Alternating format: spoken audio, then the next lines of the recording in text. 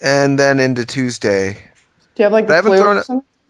I think so. And I then thought you I were was making love on Wednesday, and on Thursday and Friday and Saturday you chewed a Sunday. Did you like that song, Jonathan? I did. Yeah. Yeah, I didn't understand all the lyrics though. Who can understand music? It's an art form.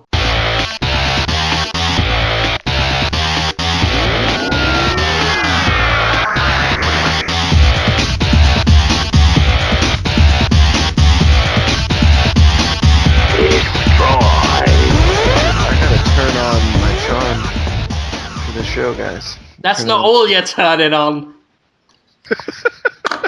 Figured we'd I don't know start if you early. know. I figured we'd start early. I mean, you're sick, so you in a weakened state, I therefore am. easy to overpower. I'm incredibly vulnerable right Really, now. That's my favourite word, beginning with a V. After vivisection. Not vagina? You see, people thought I was going to say vagina. That's where Yeah, I but you're a fan of subverted cunt, their expectation. Huh? Yeah.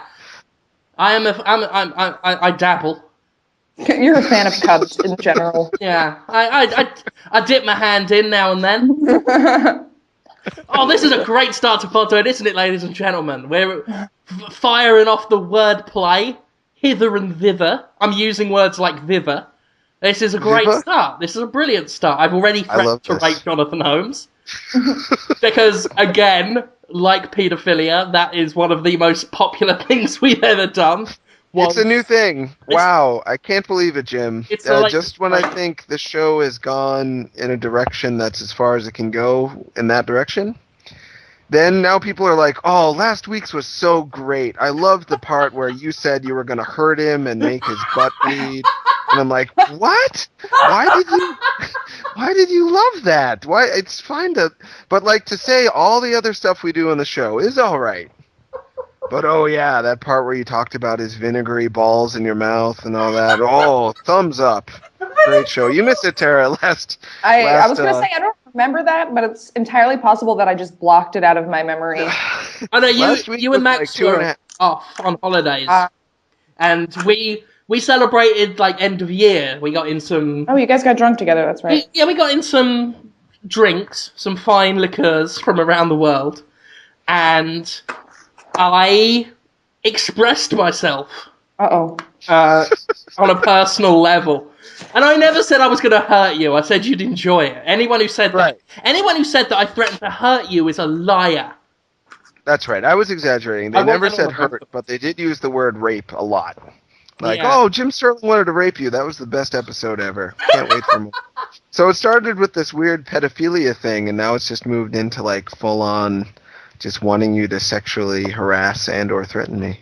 Well, this is I think I've got a problem, because just today I told Conrad Zimmerman, news editor at Destructors.com, that when we are on like events like at E3 and PAX, I suck him off while he's asleep. That's mildly believable, though. I know, that's the worst part, I think, is the actual fact that it is... There is a hint of credibility there. So that's... I think I've got a problem. Jonathan Holmes, I'm actually... Because you are a... What's the word for it? Doctor. Qualified doctor. Medical doctor. Yeah, medical doctor of surgery on the emotions. You're an emotional surgeon. And I'm thinking I'm actually going to try and expand your role on the show, as well as a few other things I'll be expanding. And have you basically become a full-time agony aunt for gamers. And that's what we're going to end up doing. You are sort of a doctor of feelings.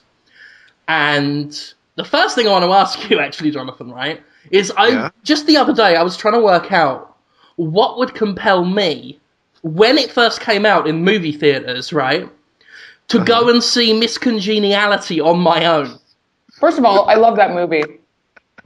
I shouldn't, though. That's the thing. That is a solid movie. Did you really see it on your own? This is the weird thing, and it's only like a suppressed memory. It just came back because it was on TV, and I was like, I remember watching this in the movie theater on my own. I don't remember going to the movie theater, Jonathan, and I don't remember leaving the movie theater. But I distinctly remember sitting in there, watching it, remembering one of the characters called Miss Texas Tex Ass, and thinking that was terrible. See? Huh. And were you on a date? You were alone? Are you I was sure? on my own. Wow. Interesting. So it's kind of like a missing time trauma, like a repressed trauma. I mean, you know, I've gone to see movies on my own twice in my life, right? Okay. X-Men, the first one, Uh-huh. and Miss Congeniality.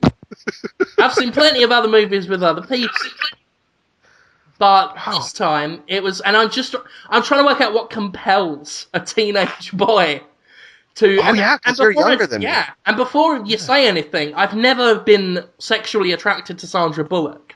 I think she's a fine actress, but personally, there's nothing wrong with her. You know, she looks like an attractive young lady. Well done, her. But I wouldn't have gone there with lustful intent. Is what I'm she doesn't inspire a lot of lust. I don't think she inspires admiration. Whoa, is that Max? Sandra Bullock. Now you know how I feel. Sandra Bullock looks like she doesn't know how to have sex. Okay, that might Where are you and what is going on? Max just walked into the conference room. I am a ghost. Oh. Oh no. It is haunted Podtoid this week. Sandra Bullock does not look sexually inviting nor sexually frustrating. Even in the 90s, like in the Speed era? I respect her too much. As a woman. Sure. I only have sex with people I don't respect. Present company accepted, Jonathan. I respect you very much. She's very easy to identify with, and therefore you want to be her before you want to be with her. Exactly. I think I am Sandra Bullock. And that's maybe you want to go to the movie. Because you really identified with her plight as a detective / beauty contestant. Yeah. So maybe that was it, Jonathan. This has been a great Podtoid already. We're less than 10 minutes in. So I have no idea why Vox Media wouldn't want to ask me to be on it. Just as they did, didn't they? I thought other people asked you to ask them. Or hey, look, I'm just saying. You know, maybe Chris Grant would like to. I think about them, right? Asking me to join Vox Media, and I am excited for them. I get excited for them at the prospect of having the opportunity to ask me to join their jerkwad game club. Are you throwing a tantrum while you're saying that? I'm hearing like smacking and that's someone else. Of papers. Oh, sorry, that was me putting my lunch away. Oh, Tara. I'm sorry. The mute button's there for a reason. It's okay. Actually, I don't have a mute button on these stupid iPod headphones. Yeah, I don't know anything about technology or computers. So, yes, in case people don't know, the listeners of Podtoid, some of whom are not video game quotes journalists unquotes and don't follow the comings and goings of new gaming sites and blogs as though it was the most important thing on the planet. Vox Media is starting a new website featuring all-stars from Joystick and Kotaku. Is that right? They call themselves all stars. It's some stars if I'm not there. It's the Harlem Globetrotters of video game. They're just the Harlem bit. I am the globe. I'm the globe that they would try. Well, are the Globetrotters a real team, or do they just go around like performing acts? I think that's what they're going to do at Vox Games. Exactly. That's why I said that. Yeah, it's going to be staged. I actually don't care. I just want to. Before people think I'm being legitimately bitter, I just was having fun last night in the middle of a grocery store shouting about Chris Grant to my wife while she told me to stop being so loud because people were looking. It's the thing that normal people know the least about is the actual people who write about video games on blogs on the internet. No one knows who these people are, but to us, it's this thing. Well, I mean, it's like some of them are well-known names. I think most people are freaking out because they know who Brian Crescenti is, and they at least know what no the one in my editor-in-chief regular of Joystick means. Well, no, I mean, normal people, like, you know, my mother's not going to know who Brian Crescenti is. But I think most of the people listening to Podtoid are going to know. You think so? Yeah. If you keep up on any like gaming news whatsoever, you probably know. The thing is, I don't know. There's some people who work for Podtoid who in our email chain was like, I have no idea who these people are. When's the new Metal Gear coming out? The interesting thing is I think every website, every gaming site, and every other site in general, has one or two guys who like are known more or as well as the website they write on. So we have Brian Crescenti and I would say, what's his name, Brian Ashcraft on Kotaku. You know, people tend to know who they are just as much as Kotaku. On Destructoid, you got myself and Anthony Birch, Max and Tara now as well. You know, they're all people that are sort of known as well as the website. Joystick, I'd have said Justin McElroy, and Ars Technica, Ben Kacheri. So this sort of thing. The thing that interested me about Vox is they're all guys that would have been known on their own website, on their own. It's going to be interesting to see whether they will all sort of become obscure if they're all together, and then have one or two stand out, or whether they will all, you know, be as known as the website, you know, as greater than the sum of its parts, that kind of thing. It's going to be interesting to see who out of them will be the standout guy, because you can only have, you know, 1 or 2 stars of the show at any one time. So, so who's going to be the editor-in-chief? I believe it's Chris Grant. Oh, wow. Well, I've never found the editor-in-chiefs, weirdly, outside of Crescenti, never really become the main guys in the public eye. They're more like the main guys in the background sort of thing. Like, you know, everyone in the industry knows who Dale North is and who Nick Chester was, but they're not like the main ones in the public eye. And it was the same with Chris Grant, who, you know, had Justin and Griffith and stuff. So it's going to be weird, I think, just to see which one of those guys actually step up to be the public face of it, if any of them. Because I've noticed that at big sites, you can write for IGN, but you can be less famous than someone on a littler blog, I've noticed. Yeah. Like, I can't name anyone who currently works at IGN, I don't think. Off the top all I know is Naomi Kao, the host of IGN Daily Fix. Well, there you go. Well, I mean, and a few writers for the website, but nobody whose works I really read or anything. Yeah, they have some big guys. Boson, not Matt, the other one. And they had a couple of guys, but they quit, and I don't even know what they're doing anymore. I think it's a very, very, very niche thing, the caring about the people who write about video games thing. It's the I wouldn't care about them if I, you know, wasn't in the same industry. Yeah. I think people who want to get in the industry care, and people who are in the industry care, and most people I know who read Destructoid. Well, you see, you're Jim Sterling, so it's weird for you. I think people care about you. Well, I think the one weird thing is just how well they've done the whole hype thing. Sandra Bullock doesn't look like she knows how to have sex. Oh God! Turn the mic out. Jesus Christ. Max, we did hear you when you were shouting that over Tara Solder, but now I think the devil heard it because you sound demonic. Do I? Is it this thing again? I think it's interesting that they've all like already resigned from their current jobs, but all that's happening right now with Vox is just literally hype. They haven't even created the website yet that they're going to be using, you know, or they haven't, you know, gone public with it or whatever. Yeah. It's going to be big though, for the same reason that I said Halo's always been big, is because they've told enough people, and already there's like people just saying 2012 is a great year for game journalism. I'm like, what? They've already got like 10,000 Twitter followers on their account. And they just made their Twitter account a couple days ago. What? Really? And that's the power of hype, my friends. A lot of people want to see this. It's a pity that they're not funny on Twitter, though. Do they try to be funny and they fail, or are they just dry and serious? serious? No, it's just saying, like, what, you know, why would you... Because there's a difference. Like, when people try to be funny and fail, it hurts. When they don't even try. Okay, I have a follow suggestion for everyone. Hold on, let me dig this up. It's the fucking funniest thing I've ever seen on Twitter. Like, literally the funniest thing. It is an account called Fox_Fahad.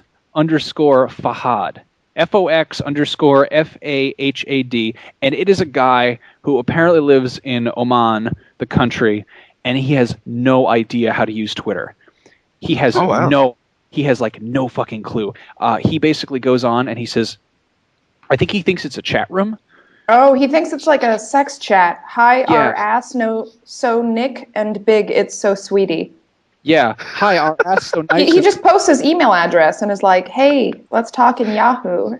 This is weird. I'm not following this guy. Like half the shit's in Arabic, and then he says like, hi, I hop fucking your pussy if you liked. Fair enough. Maybe that was directed towards all of Twitter. Yeah, basically, he knows how to fucking He just party. has really low standards. He'll probably get his own movie now. Something will happen. He'll get 1 million Twitter followers, and they'll give him his own, late night talk show. Well, that's what we do on the internet. We reward people who don't know what the fuck they're doing. Because we own the internet. I used to spend a lot of time penning very well thought out socio-political commentary articles. But I gave up the day I realised that meant nothing when you could just sellotape a piece of bacon to a cat, photograph it, and then you're a celebrity. Yep. Hi, you need big ducks in your pussy. What? Is that what Fox Fahad said? Hi, how are you? I hope you be good. I hope you be best friend for you and your ass so nayeka hoop to see you. Why does he want to keep having sex in a pancake shop? His favorite things are the hoots. He like hoots and the ducks. He wants the ducks and the pussy. What are the ducks? Is that like the so ducks? Basically, like hoots and basically birds he wants to have sex with. Babby, I have a hug duck. I have a hug duck. Is it a dick? Yeah, he's like talking dicks? about his dick. He's talking about his penis, sure. All right. Got it. Jonathan Holmes. Jonathan Holmes. Yes. Jonathan Holmes. Would you like my hug duck or not?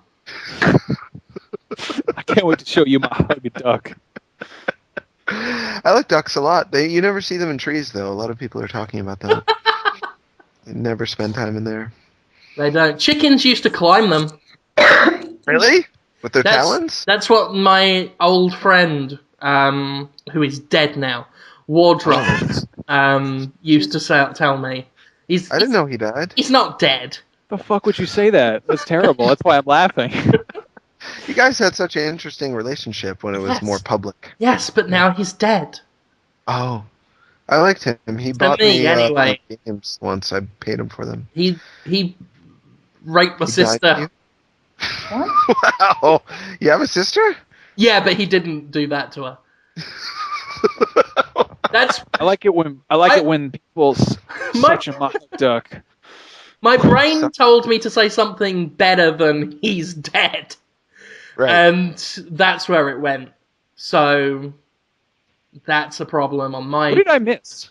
Your performance made it work. And that's the true of almost every Mel Brooks movie. Mel Brooks is not the linchpin, guys. It's Gene Wilder and Cloris Leachman. Anyway, do you guys want to talk about the video games? Sorry, I want to talk about video games. Huh? Really, Max? You want to talk about them? Yes. Do you want to talk about how the PS Vita is selling kind of lower than expected, but people are saying don't worry about it? I mean, it's Japan. Fun? It's like they released what it do you mean? in. Well, I mean, if they'd released it stateside in November, maybe not this November, but like if they timed it so that it was a worldwide launch, I think it would probably be doing more impressively, because releasing something in Japan in November, it's like, yes, that is a shopping season for them, and they sort of celebrate Christmas, but it's like Robot Santa Claus and stuff, and obviously they like shopping because it's fun, and but I don't know, it's what? It's interesting because, as you know, the country where the PSP is actually a huge hit is Japan. So I said that on our show. Did you? I missed that somehow. Oh, you didn't watch it? Don't even lie. I did watch a show. You got Max got a haircut now. I did. Looks nice. I like your haircut a lot. I like yours haircut too. Whose haircut? I like your haircut also. Oh, yeah, I did get the one haircut. Oh, Bald joke. Yep. Oh. You know I'm like about to throw up, right? Why? I'm really sick. He's I'm pretending he's sick. Really? Oh, it's weird. I was gonna throw up earlier while we were talking, but I held it in. That's I haven't gross. thrown up since Tuesday, which is cool. I But never throw up. I am not a thrower upper. Neither did I. I thought I was good like that, but nope. Jonathan, I'm not going to discourage you from throwing up, but that is one of the few lows on the show we haven't sunk to yet. It's so true. if you fancy it, or if it happens, just don't hit mute. Live vomiting. Sounds gross. It might as well. We might as well at this point. I mean, we talk verbal puke every week, so we might as well just give them actual vomit. It would be gross too. I just ate matzo ball soup. It was my first meal of the day. Because eating during the day is just out, but sometimes by the end of the day I'm alright. Anyway, the PS Vita. The PSP did so well in Japan, I think they were hoping, we'll release it just in Japan. Japan will feel special. They'll buy it, and the numbers will be really good. Then the rest of the world will be like, well, if Japan likes it, then we all should like it. But in fact, the converse is what seems to be coming forward. It's what was happening before our very eyes. A semi-failure to launch. What do you guys think? You freaking out? No. The thing is, I mean, anyone will quickly then follow up and remind you that the PSP had a slow start and the 3DS had a slow start. I think the thing is you can't predict it. There's absolutely no way we can say if this is a failure or a success right now. It's certainly... I would say it is disappointing, though. I would say, I mean, I don't think this is the Vita's doom. In fact, I think my prediction for the PS Vita overall is that it is going to go exactly the same way the PSP did. It's going to be a bit slow to pick up. It's going to hit some sort of groove where it's going to be comfortable.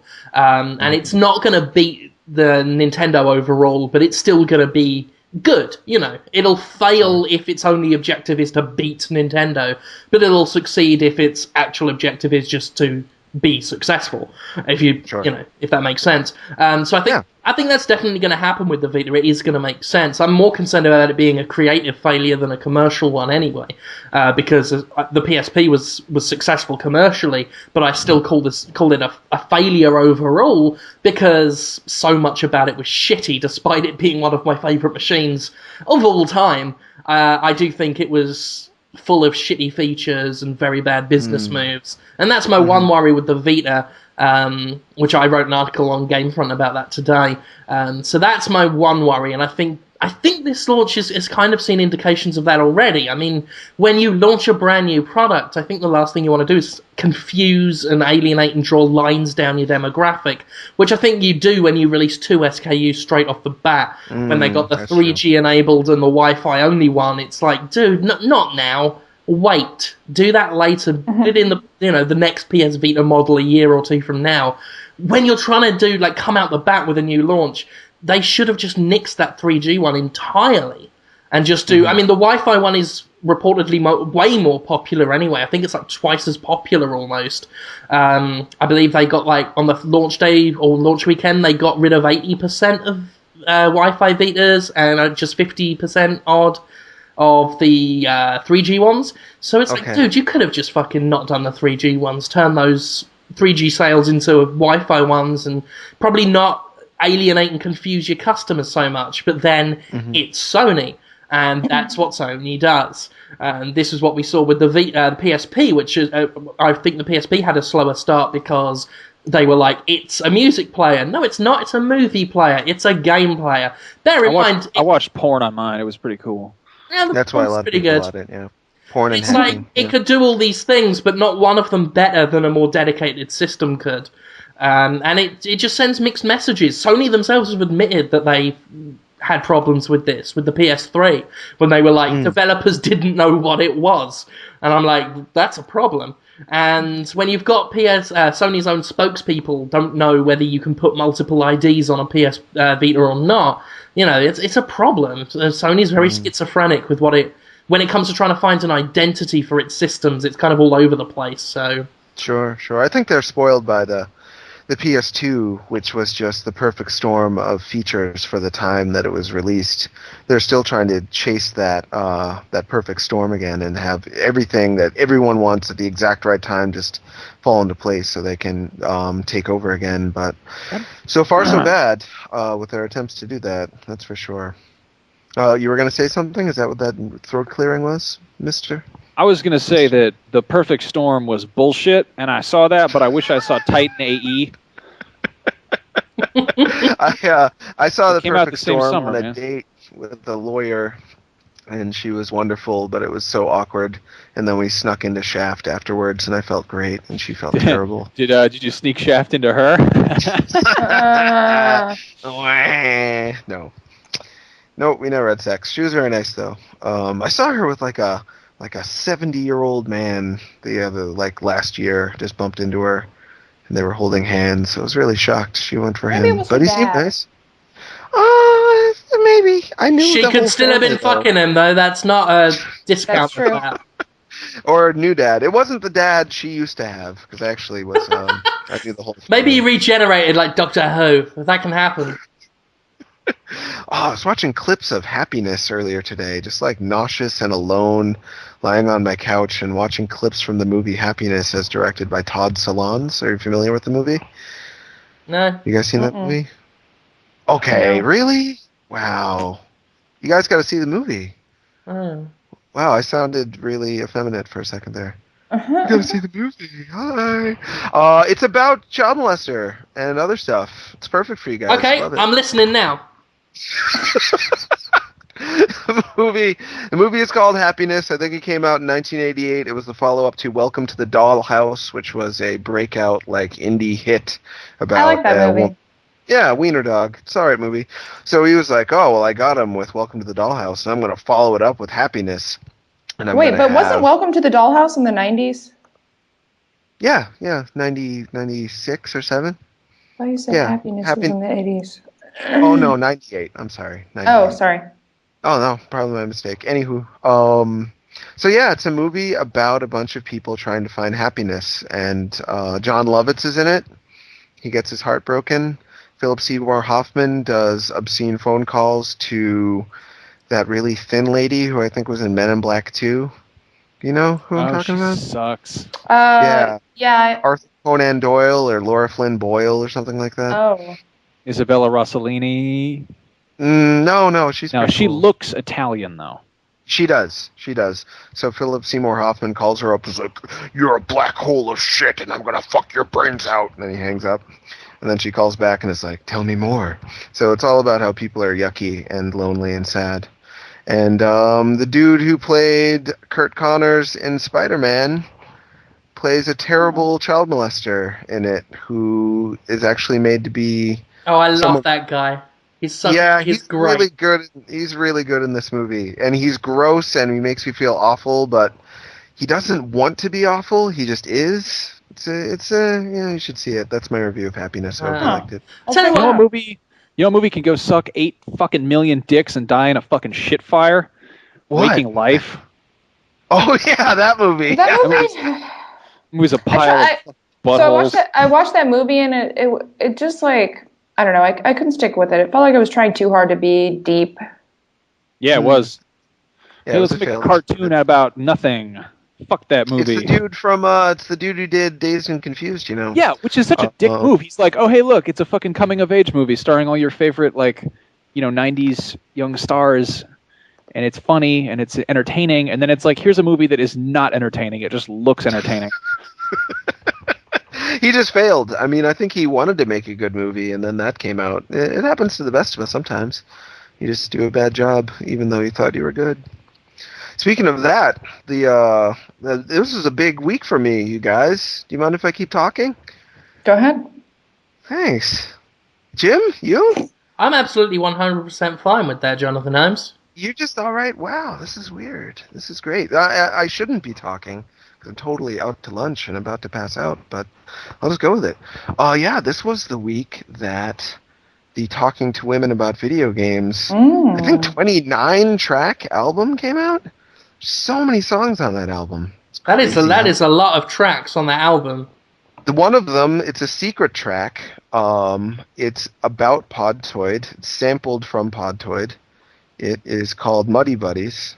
And it is by, I want to make sure I get his name right, Everett Fortner. You guys should check it out. It's hidden, though, so you actually have to buy the 29-track CD for $3 in order to hear it. But it's worth it.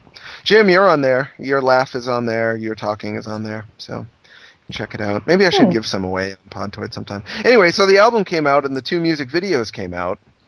And I mistimed it terribly. I uploaded the music video an hour before the Max and Tara show came on, so none of the subscribers saw it. And I also uploaded the other version of the video to Machinima, and it was one of the most dramatic moments of my life. How'd you upload it to Machinima? I said, hey, Machinima, you want to upload this video? And they're like, yeah, okay. Yeah, we'll do it. So they did. Interesting. It's on there. Yeah, there's one on Dtoid and one on Machinima, so everybody gets some. And on Dtoid, even though it's only got a couple thousand views, very, very favorable response. Everyone, oh, Holmes, haha. Very nice. Whereas on Machinima, I actually saw, the likes and dislikes bar. Yeah. It looks like a light. Yeah, I saw the dislikes bar growing, the red growing like in real time. I saw it like going 59, 50, 60, 61, 62, 65, 60, just going up to like 200 dislikes so fast. Holy shit. They hate it so much. It's Dude, seriously, don't worry about it. I'm loving it. Adam Kovic from Machinima, he's like, they call that a lightsaber. I was talking to him about it, and he's like, yeah, whenever we put up a video that everyone gets mad about, and they hit dislike, it's like, doesn't really matter, people are still watching it, it doesn't. Oh yeah, really... I have mixed feelings about it. Well, there's nothing like the people who dislike it, whatever, they're not going to remember who you are, in 2 days. But the people who liked it, might have been turned on to your work or the show or something. Yeah, so it can really only benefit you. I'm not like, I hope I don't sound sad or upset about it, because I was amazed. It's just been a while since I've been in a community where nobody knew me. Like on Dtoid, not everyone likes me, but they've learned to avoid me at this point. Whereas this was kind of like a debut. It's a system shock, isn't it? When you do something... Because I had exactly the same when I did the stuff on The Escapist. It's so weird when you get introduced, especially when you're used to everyone in a community knowing you, and then people don't, and they are angry that they don't know you. It is weird. I can sympathize with that. Yeah. One of the things people hate about it is the video starts with sort of time lapse, just like still pictures, put frame by frame. Yeah. And they thought that their computer was lagging, and they panicked. And they were like, "Oh shit, my computer's broken! Wait, he did that on purpose? That dick!" Dislike. And like one of the most thumbed up comments was like, "Any dick who makes my computer look like it's broken deserves a dislike." And then other people are just saying, "I'm disliking it because everyone else dislikes it," and other people disliked it because it wasn't like first-person shooter Russian. Do you know about that? FPS Russia? FPS Russia? Yeah, you guys know about it? Yeah, of course, he's huge. He's huge? Why is he huge? He just shoots stuff. Because that's why. Because he shoots stuff. Yeah, he lives in Russia, and he has all these guns that no one here can have. Like he has all these fucking guns. He makes that shit himself, I'm pretty sure. He has a tank. Just like that show. Dude, it's the thing is like if you want to watch, a video, I can vouch for this. When I was younger, I remember there was a period when there were things on the internet that like video wasn't as accessible. And I was really into guns for a while, and I was like, I want to see a picture of this gun. I look at pictures of guns, and it was very cool to see, close-up photographs that weren't just like, press photos. They were like actual, like someone was like, here's a picture of my guns, and you're like, wow, I don't have one of those. That's neat. I'm probably never going to have one of those. It's kind of cool to see videos of people shooting guns that you will never get to shoot because they are not legal. Like when he's like, oh hey, look, a bazooka, and you're like, wow, I want one, but I can't have one. He does the fun stuff with guns that people in video games want to do, but seeing it in real life is kind of exciting too. Like it's like Crocodile Hunter. Crocodile Hunter is like, okay, you've all seen nature videos. Nature videos are under a controlled environment. I'm going to get in the water and punch a crocodile in the bottom. And he did that for a while until the whole Stingray incident. But FPS Russia's like, usually when you watch videos of guns, it's like a guy shooting it, and it's kind of boring. He's like, yeah, like you want to see someone really just unloading like they do in the movies. I saw a video of his, and he just had gallon jugs with full of water, and he was showing the different size exit wounds, like what happens when you shoot things with different bullets at point blank range. Like you watch in a movie, someone gets shot, it's always like a squib, and you're like, oh, that's cool. I guess that's realistic. I don't know. I've never seen it. And he's like, here's what it actually looks like when you take, here's a Magnum. I'm shooting this water jug at point blank, and the water jug just explodes, like just goes everywhere. And he's like, yeah, you probably shouldn't do that in real life. It's probably unsafe and a waste of ammo and water jugs, but people want to see that shit. I guess so. Yeah, it's all news to me. What I want to know is... Yes. Was this the main channel they put you on? Or the main Machinima channel? Main channel. Yeah? And it's, What I want to know is, right, when I was going to relaunch the video game show, what I'd done for them, why they wanted to put me on the fucking Respawn one. I asked them about whose dick got sucked to the point where I am still contracted to do video game show what I've done for them, but I've not said anything, and I refuse to remake it anywhere else or even mention it, except on Podtoid where no one will hear it, because I'm worried they will remember that I have got to do things for them, and I don't want to do it for Respawn. No, they're not going to remember. When I asked them not to, do too much behind the scenes, and if Machinima, if you're listening to this, I'm sorry if I'm breaking contract, but yeah, they were just like, oh, you don't have a contract with us already? Here you go. We thought you already had one. We thought everyone at Destructoid had one. You guys can just upload things to us whenever you want. Here you go.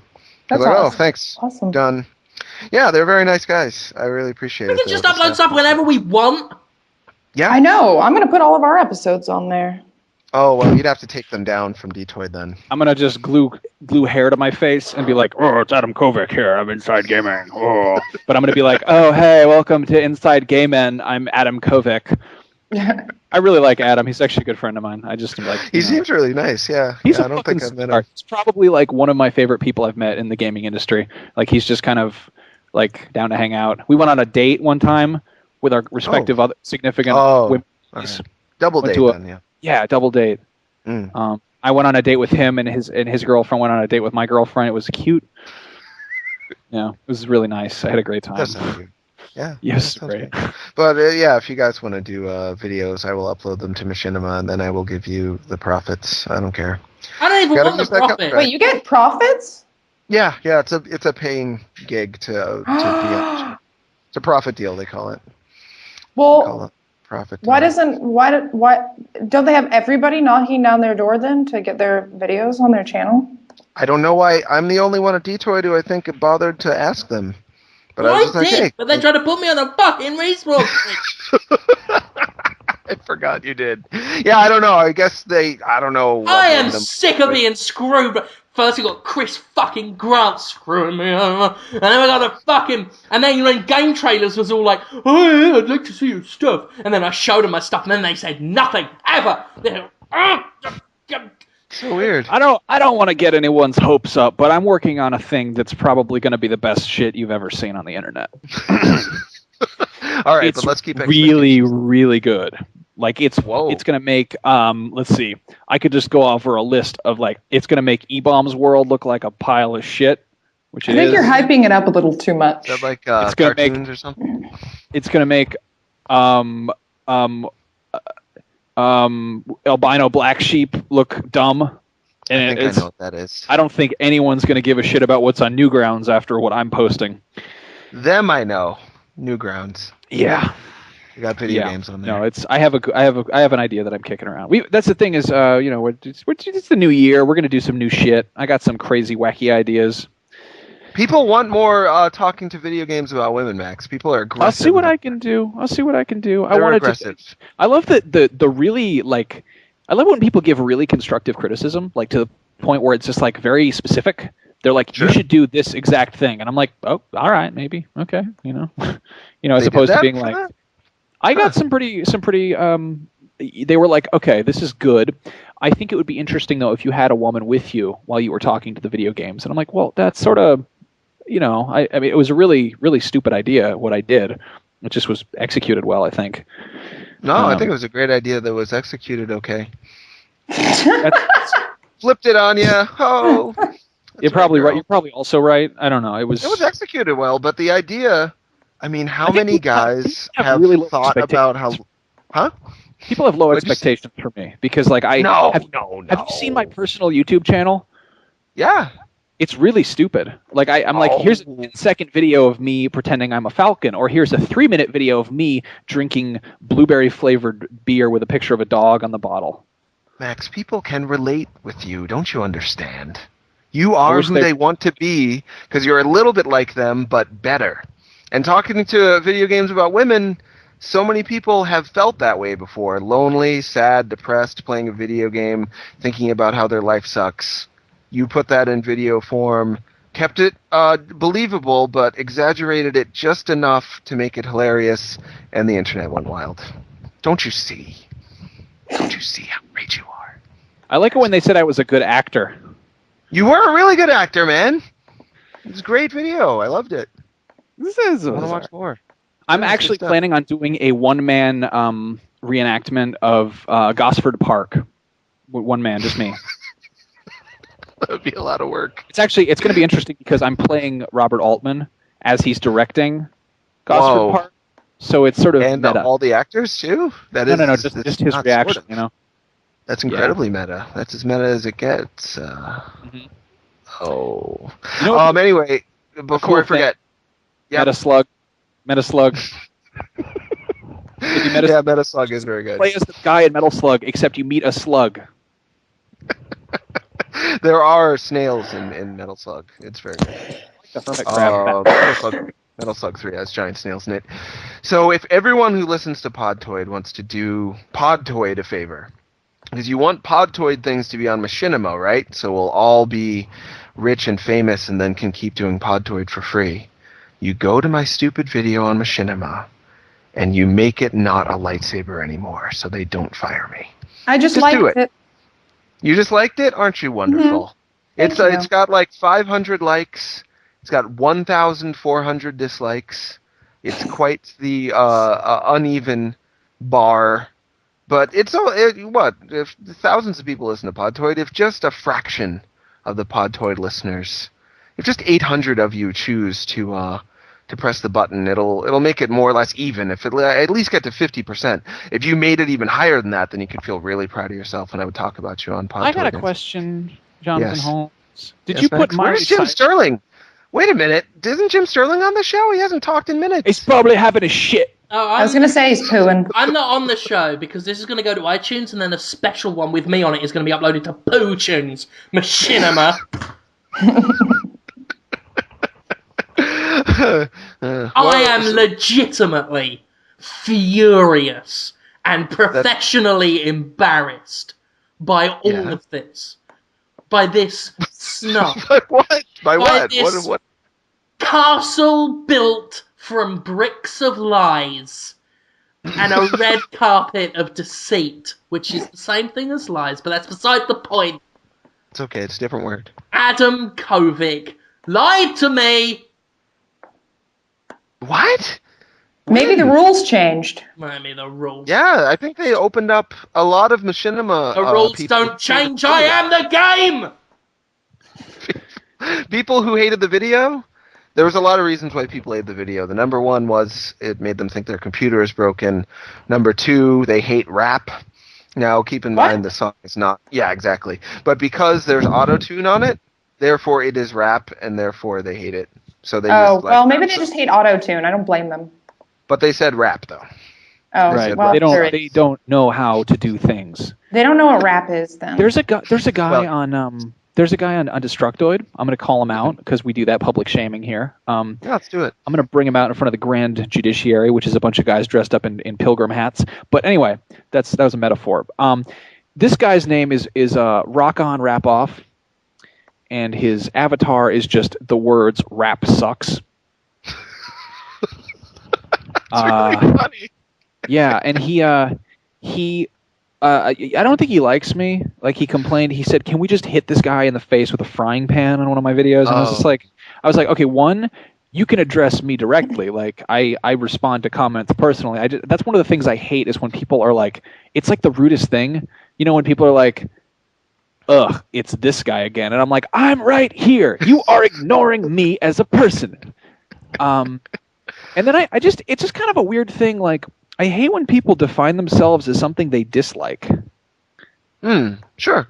Like, that's We a very Sucks weird. is one. Do you remember Yeah. We Sucks? Maybe it's before your time. Maybe. He was a popular Detroit guy for a while. Popular in that like, everyone knew who he was, but hated him. Yeah. It's just weird. Yeah, you're like, right. when people, like, it's such a contrarian mentality. It's just Well, like it's a very safe posture, you know. Like, if you say you hate something, the most anyone can do is say no, it's good, and then you can attack them for liking something that sucks. So you're always in the position of power and safety. It's like, I just don't understand when people like make a hobby of hating something. I'm like, that sounds really kind of shitty. Like, when I do that, like sometimes it is fun to hate something. Like, sometimes it's fun to just flame somebody or just to, like, you know, bitch someone out or to be right, you know, to say something that is critical. And I realize I bitch about stuff all the time, but at the same time, like, I'd rather talk about something I'm excited about than something I'm angry about, because getting angry about something while you're talking about it, you know, that only accomplishes so much, you know. Well, I mean, like, I try not to define themselves and dedicate their lives to hating people. You know, that puts you in the same basket as people like Fred Phelps and the KKK. It's like defining yourself by the fact that you don't like I mean, I think defining yourself by liking a single thing is pretty questionable. But to define yourself by disliking a single thing is 10 times worse, because you are automatically painting your entire identity as a negative thing. And I don't think any of us do that. I know each of us get sort of reputations for hating on stuff, but I think we'd all rather... I mean, I know 90% of my Detroit posts are incredibly positive. I like to be positive. I like to be excited for stuff. I don't see what it is about these people that have to define themselves just by hating a single thing, as Max says. It's a really shitty way to live your life. Sort it out, gentlemen. Yeah. I hope that helps them, because I don't think they realize it. It feels good to write, yeah, I'm rap sucks. I feel great now. I'm so cool and smart. Who would have I think it's a matter of coolness, really. Right, but it's not that cool. It's not actually cool at all, and no one likes you when you do that. Somebody left some comment, and it was just like, "Do these guys like anything on the Detroit show?" And I'm like, what? Yeah, like, are you just like really depressed or something? Like, do you not notice when we say that we're excited about things or that we like things? I think he's probably just somebody who, like, is not a regular viewer and watches it every once in a while. I get that all the time. All the time. Some commenters like, "Oh, don't you ever stop complaining?" I'm like, yeah, in 10 other posts today, apart from this one that you complained in. Yeah, that you happen to watch or read. Just because you're focusing on the negative, just because you're accentuating all the bad things, it's not our fault. Anyway, we shouldn't, because we don't want to turn this into in episode 500 of us bitching about the people responsible for getting us paid. I don't know how much longer I'll be able to steal this conference room either. Okay. I technically don't have it. I'm getting kicked out. I'm getting kicked out. Oh, you are getting kicked out? Yeah. Just occupy it. Wait, Do where not are let you? them stand on our freedoms. NDAA, fight against it. Obama, what have you done to us? No. Guys, I have to go now. Where? You're not going to be on the show? Can't you do it from somewhere else? Do it from your phone. You got a phone now, right? There's nowhere to hide. You got an iPhone now? Use your iPhone. I have an iPhone. I don't have an iPhone. You can't talk to people on the phone. That's ridiculous. You just Skype in or something? Skype in. Just call the number. I could call Jim and he could put me on speakerphone. I have Jim's number. Whoa. That's not going to work. That'll sound awful. He's not going to do that. There's no way you'd be able to hear it. I have to go, guys. I'm sorry, Max. It was great having you on the show. Bye-bye. Sorry I talked so much this Bye. week. Feel bad for you. Didn't get to talk. Did Max get to talk enough? Did I talk over Max? He got some words in, but Jonathan. Yes. Right? Now, yes, I want to just check something with you, right? If you could name, right, the best question, right, that anybody could ever ask you, what would it be? Whoa, I'm severely unimaginative right now as my blood sugar is very low and I've only eaten like I'll tell 2 you what. meals in the past 3 Name- days. Guys, Oh, guys, You're back. it was a false alarm. I'm so glad you're back. It was It's God completely damn a it. false alarm. He's back. Okay. I just have to be a stealth. I pictured you went up a chimney like Santa, and then just your head popped down at the bottom of the chimney and like, hey guys, I'm back, and you're all like dusty. It was great. Hey kid, want to see a dead body? It's So, fun. just in case I get kicked out any minute now, but you might I have di- to go. I have a solemn announcement to make, which I think I can officially do now, which is that this will be my last Podtoid. It is sad, but there is also happy news, which is that starting on Monday, I will officially be joining the Revision 3 team. Well, Max and I both, actually. I'll still be working for Destructoid and stuff, and that will not change at all. The only difference is that you might be seeing more of me on some other Revision 3 stuff, which That's is awesome. very cool. And we'll still be doing the show 3 days a week. We'll just be working here full time, which means that unfortunately it'll be really hard to podcast. Do you have a cubicle? Max and I are sharing one right now. No, we're getting Aw, one. that's They told me adorable. yesterday. Yeah, I They told me kind of hate yesterday it. we're getting actual desks. And I Oh, yeah, finally they're will gonna have some rearrange to it put soon. Action figures. Yeah. Yeah, I can't wait to have a real desk. That's not happy news, though. That doesn't help my career in any way.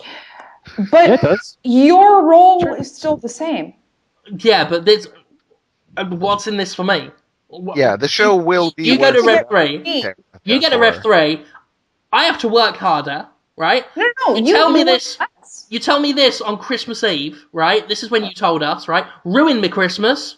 I cancelled mine, right? Threw the dinner in the trash, which I don't do lightly.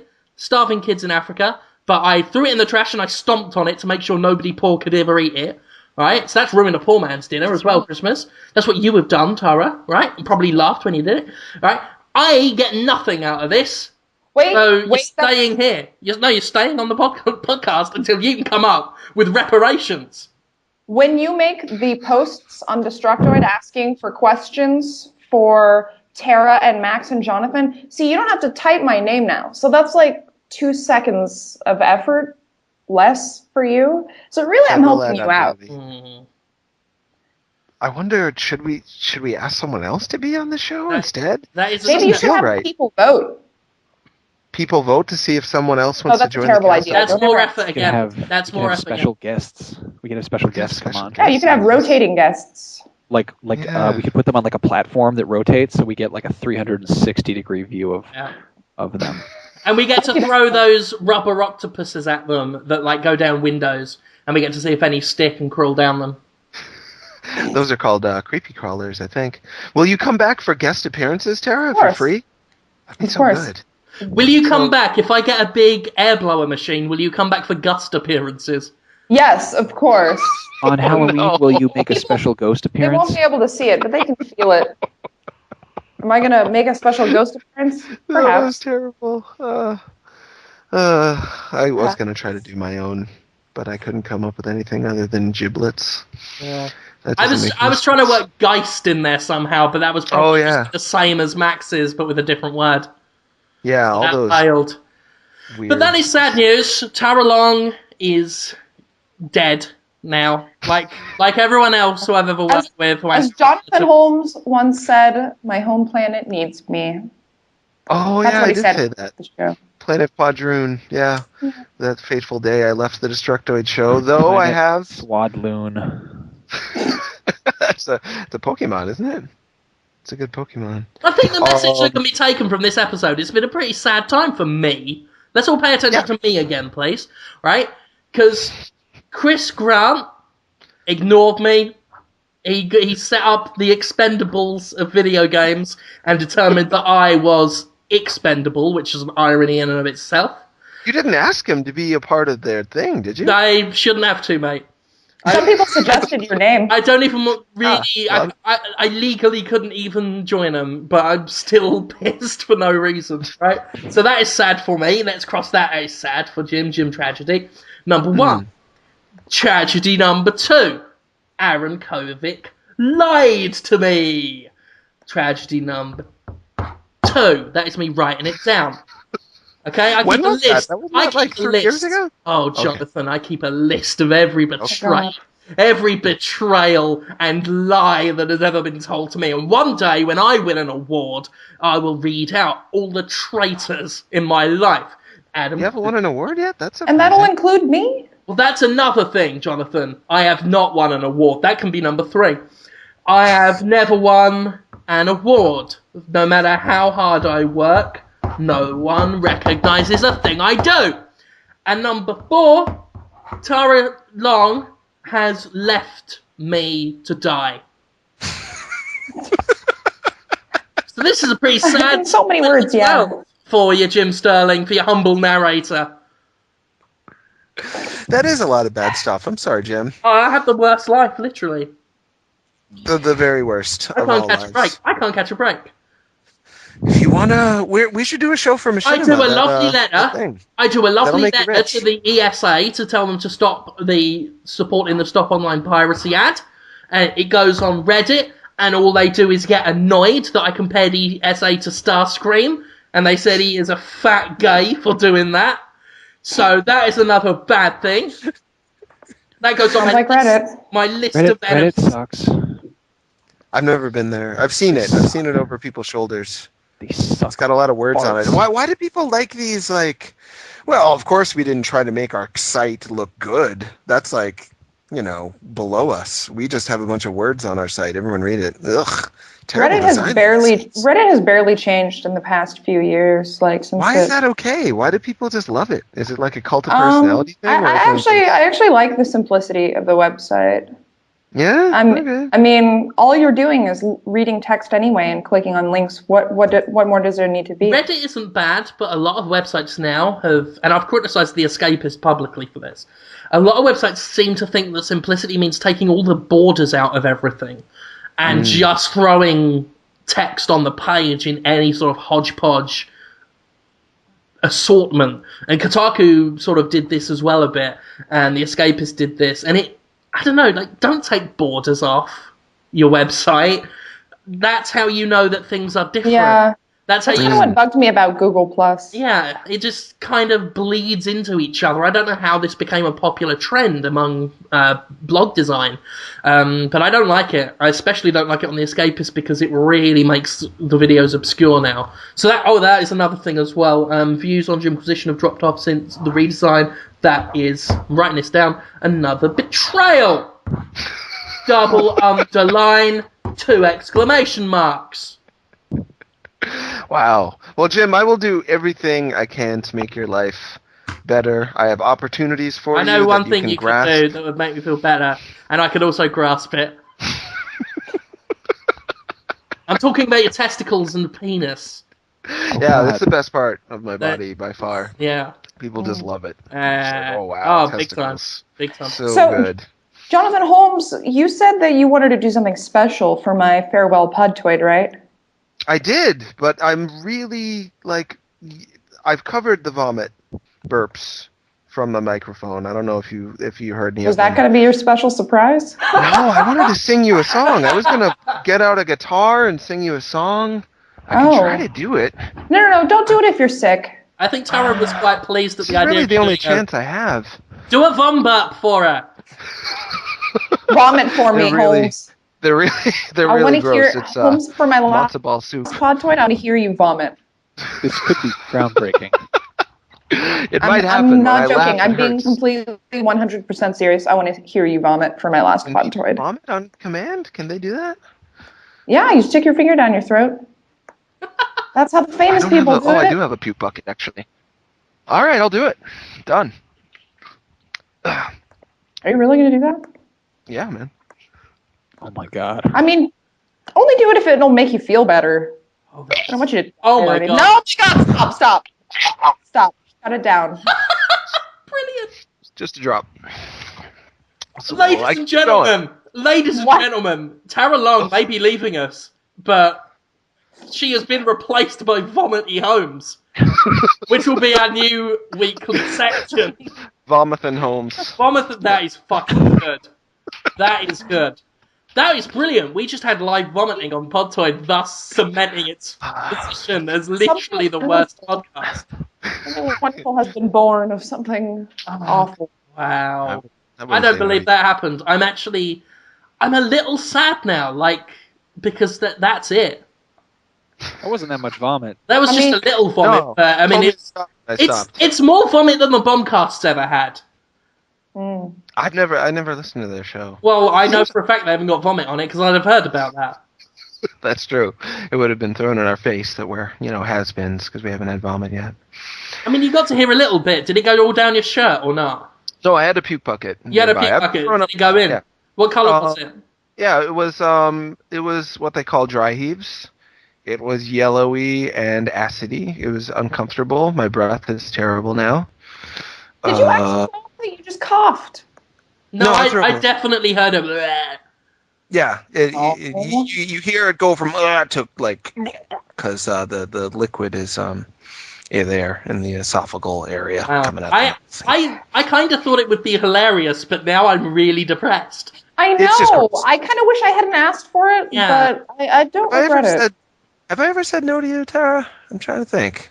Everything you've ever done. Yeah, you're pretty amenable to my wishes. Yeah. You're always saying no to me, Jonathan.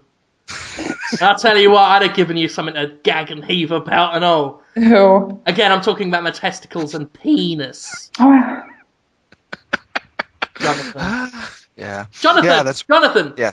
Yes, Jonathan. I gotta tell. Right, we were talking about this earlier.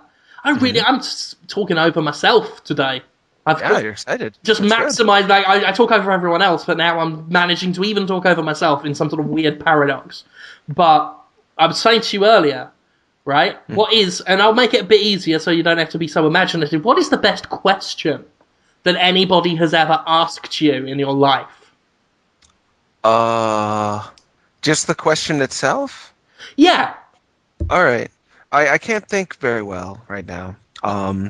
So I can't think of one. The only thing that comes to mind is this time I was walking quickly, like speed walking with the hip swivel and the moving your arms fast, because there was a girl I had a crush on. I was going to her house, and a man with a Greek accent began walking just as fast as me, right alongside me, down the street. And he went, "Are you a student?" And I went, "What?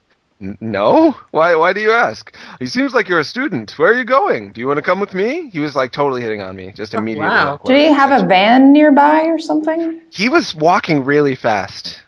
I don't know if he had a van, but we were both walking as fast, like a medium speed jog is how fast we were wiggling our hips. Wow.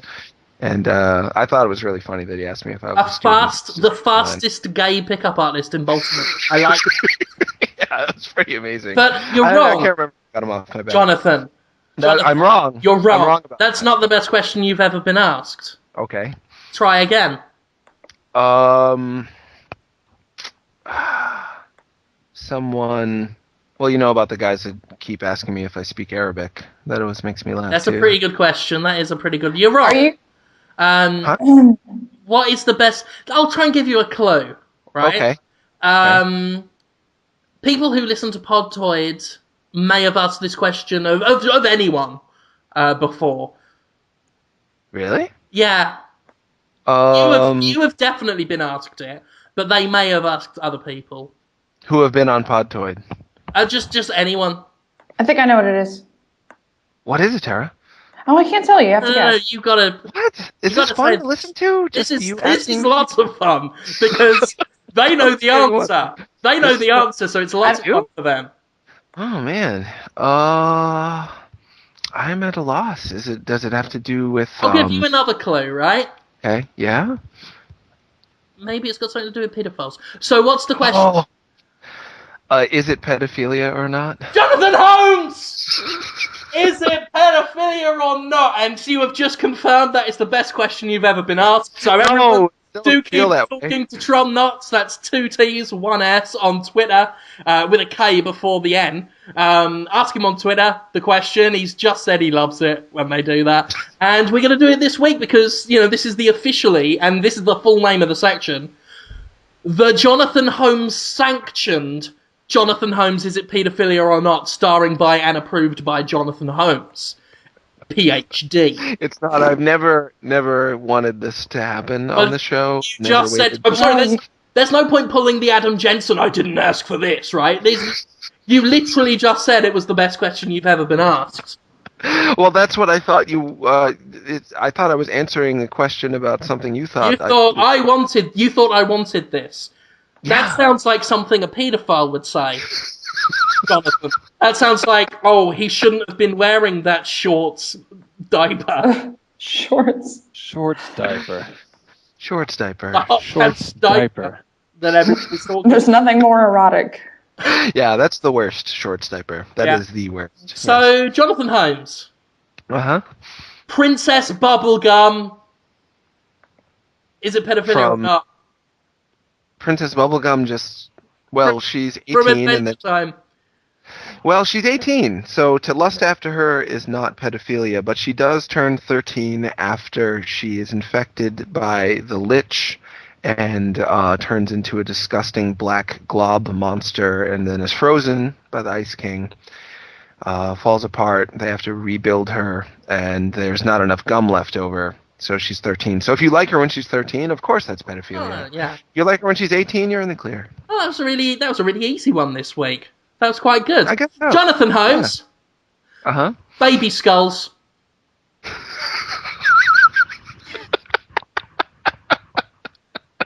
Actual bleached baby skulls, and you're tagged on like the skulls of newborn babies. Have you ever seen infant skulls with baby teeth still in them? Because it is legitimately one of the most horrifying things I've seen. Yeah, that sounds bad. I've seen some unborn fetuses in jars, but I've never seen baby skulls with baby teeth. Yeah, Jen found some because she's a dental student and she has to look at pictures of things I don't want to look at, but they're like the scariest fucking things. They look like H.R. Giger prints. It's like they have like inner, like it's just you're like, oh, it's a baby, like a little baby, but then you look at the fucking skull and there's like baby teeth in there, and it's fucking terrifying. Wow. Yeah, that's the definition. I think the question is, Jonathan Holmes, is if someone wanted to stick their plinth in that baby tooth skull? In the baby tooth skull mouth, and just kind of wiggle it about a bit until they what's the scientific definition? Jizz off. Is that or is that not? Peter, bear in mind they are getting off on the idea that it is literally a baby's skull. Okay, is that paedophilia or is it something else? Because that seems like a grey area. Yeah, I mean, it's all depending on the individual, isn't it? Labels. Individual fucker or individual bait? If the person in mind, if the primary source of lust is the fact that it is a baby's skull, then yes, I would define that as primary pedophilia, secondary necrophilia. So you're saying if you just jerk it with a skull, like without then that's more necrophilia. The context, it's okay? Yeah, as long as if it's not a baby skull, then you're just a run-of-the-mill necrophiliac. Whereas if it has to be a baby skull, then you are.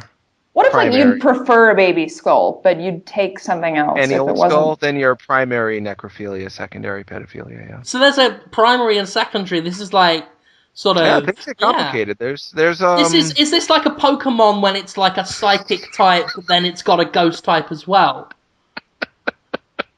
It is like that. I was gonna say it's like chaotic neutral, like how Dungeons and Dragons. Jonathan Holmes. Yes. Would it be ethical or not? So that's a good idea for a section, isn't it? Jonathan Holmes, is it ethical or not? Oh yeah. Yeah. Jonathan Holmes, is it ethical or not? Right. Yeah. The one to answer questions. Qualified.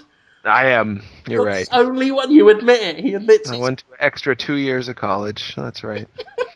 That's why I have all the answers. You are the most qualified person on this show to let me know if it's ethical or not. Okay. I did take an ethics class. I had to get licensed in ethics. Holy shit.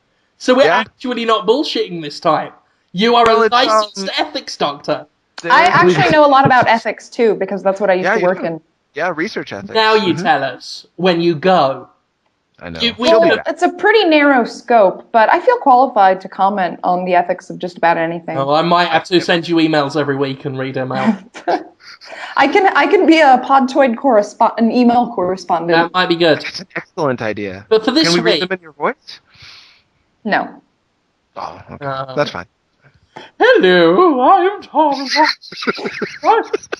I say it is ethics. I don't know why she sounds like the Queen. Or Julia Child as well. Okay. Hello. Hello.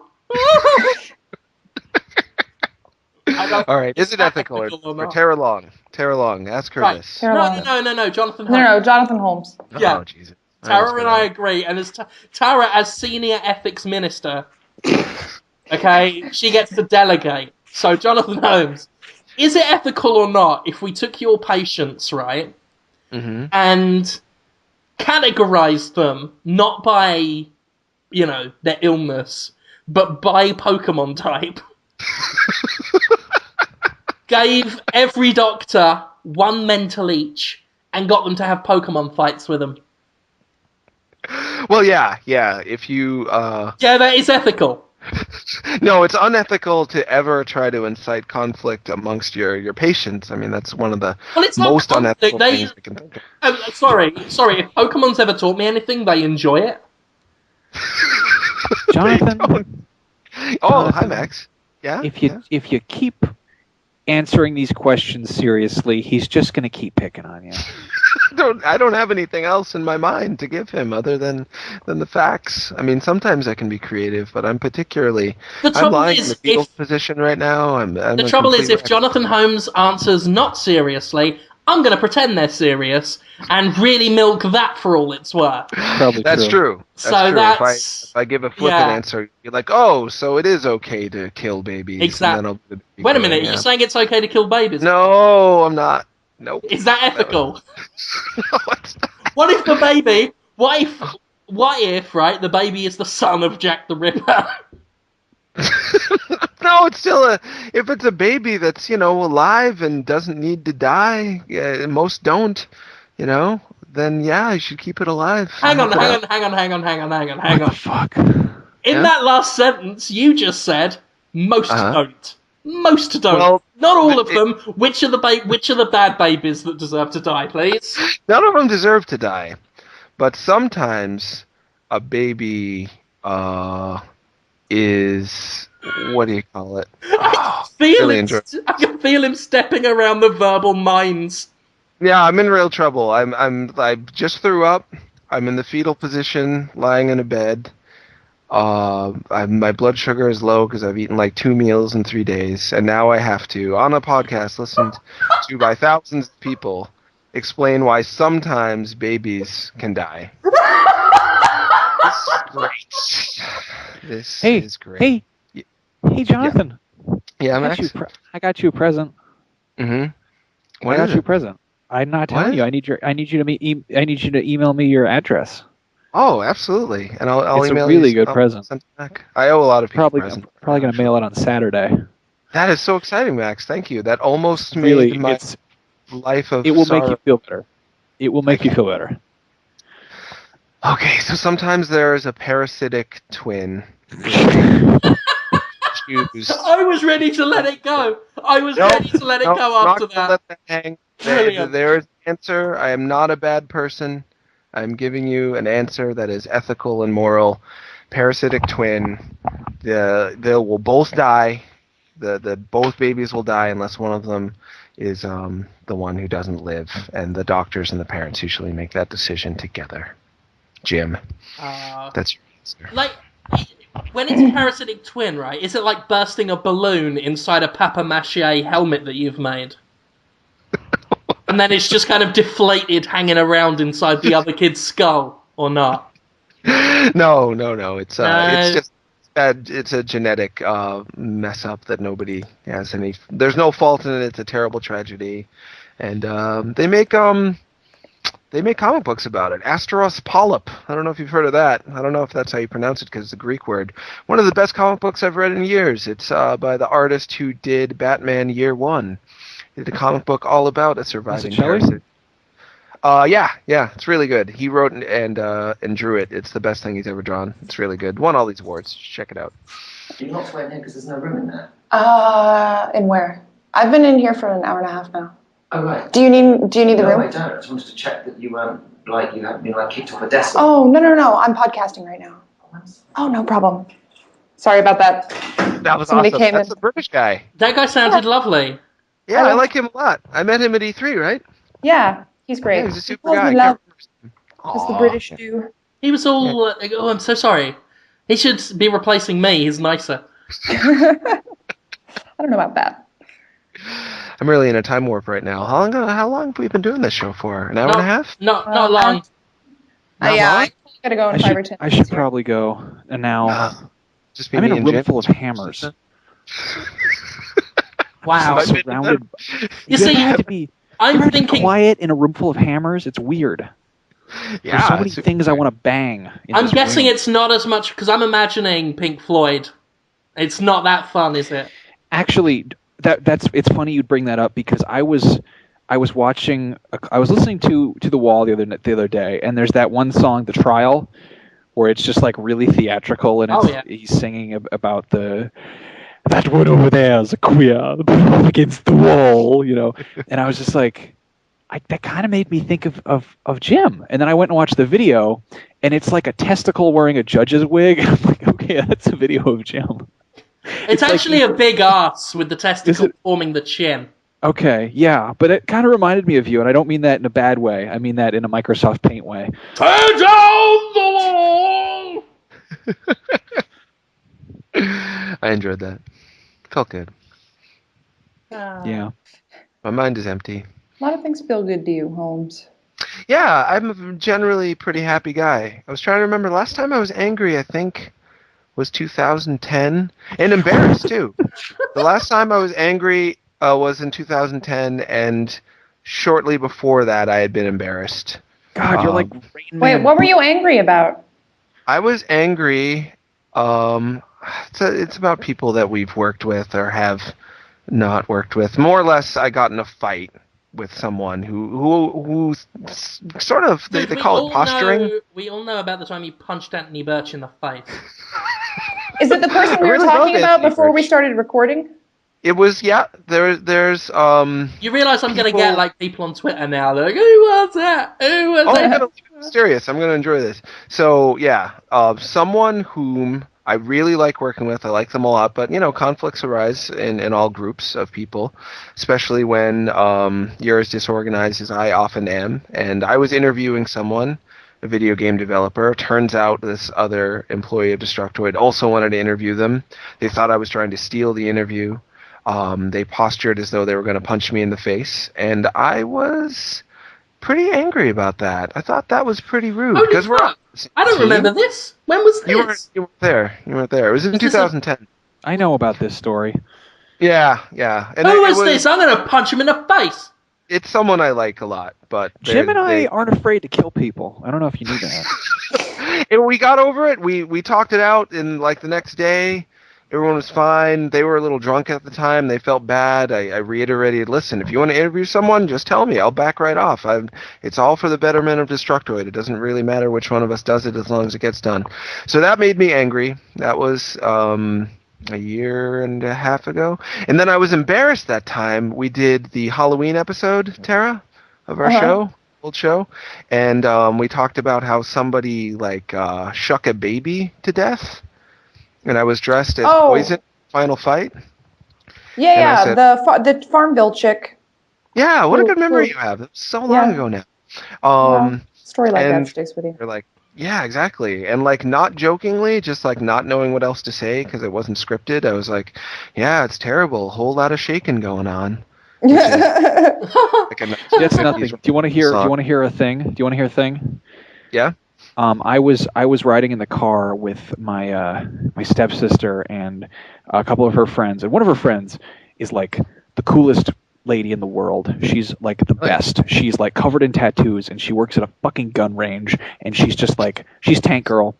The thing is, she's got a prosthetic leg, and I knew this. Oh, that is awesome. We're riding in the car. Yeah, she seriously is like, she's fucking like Grindhouse. She's badass. She's just a really cool person, and I like have a huge crush on her.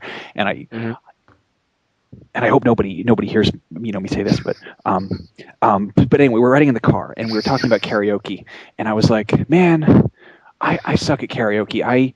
I just I sing like an amputee, and it just got like quiet as a morgue. Like it just got deadly quiet. And I was like, well, I sing like an amputee. I can't hold a note, can't carry a tune. And how'd she take that? Was she upset, or there was like a deathly silent, awkward moment, and then everyone just cracked the fuck up, and I was like, oh yeah, good. Oh, that's no reason to be embarrassed. And then later that night, she told me she wished that I was older because she totally go after me, and I was like, yeah, that's great. You treated her like an equal, like a human being. You didn't condescend or try to cater to what you thought her needs were. You just treated her as you would want to be treated, and she loved it. Great job, Max. As usual, you're good in social situations. It was awkward. Did I ever tell you about the time I was accidentally racist? No, what happened? Right? I went to the doctor, right? He was a black doctor, okay? Yep. He had, like, doctor gloves on, okay? Uh-huh. He spoke to me about some things, okay? It wasn't like, he didn't have the gloves on to put anything up my arse. Just, that's not where this story is going. He had the gloves on for some reason. Sure. Checked me out, did this thing, talking about whatever illness I had. He extends his hand towards me, right? Balled up into a fist. Okay? I didn't know he wanted me to take his glove off for him. Oh, well, why would a doctor want you to take his glove off for him? Well, I don't know, but... Okay. Call me racist.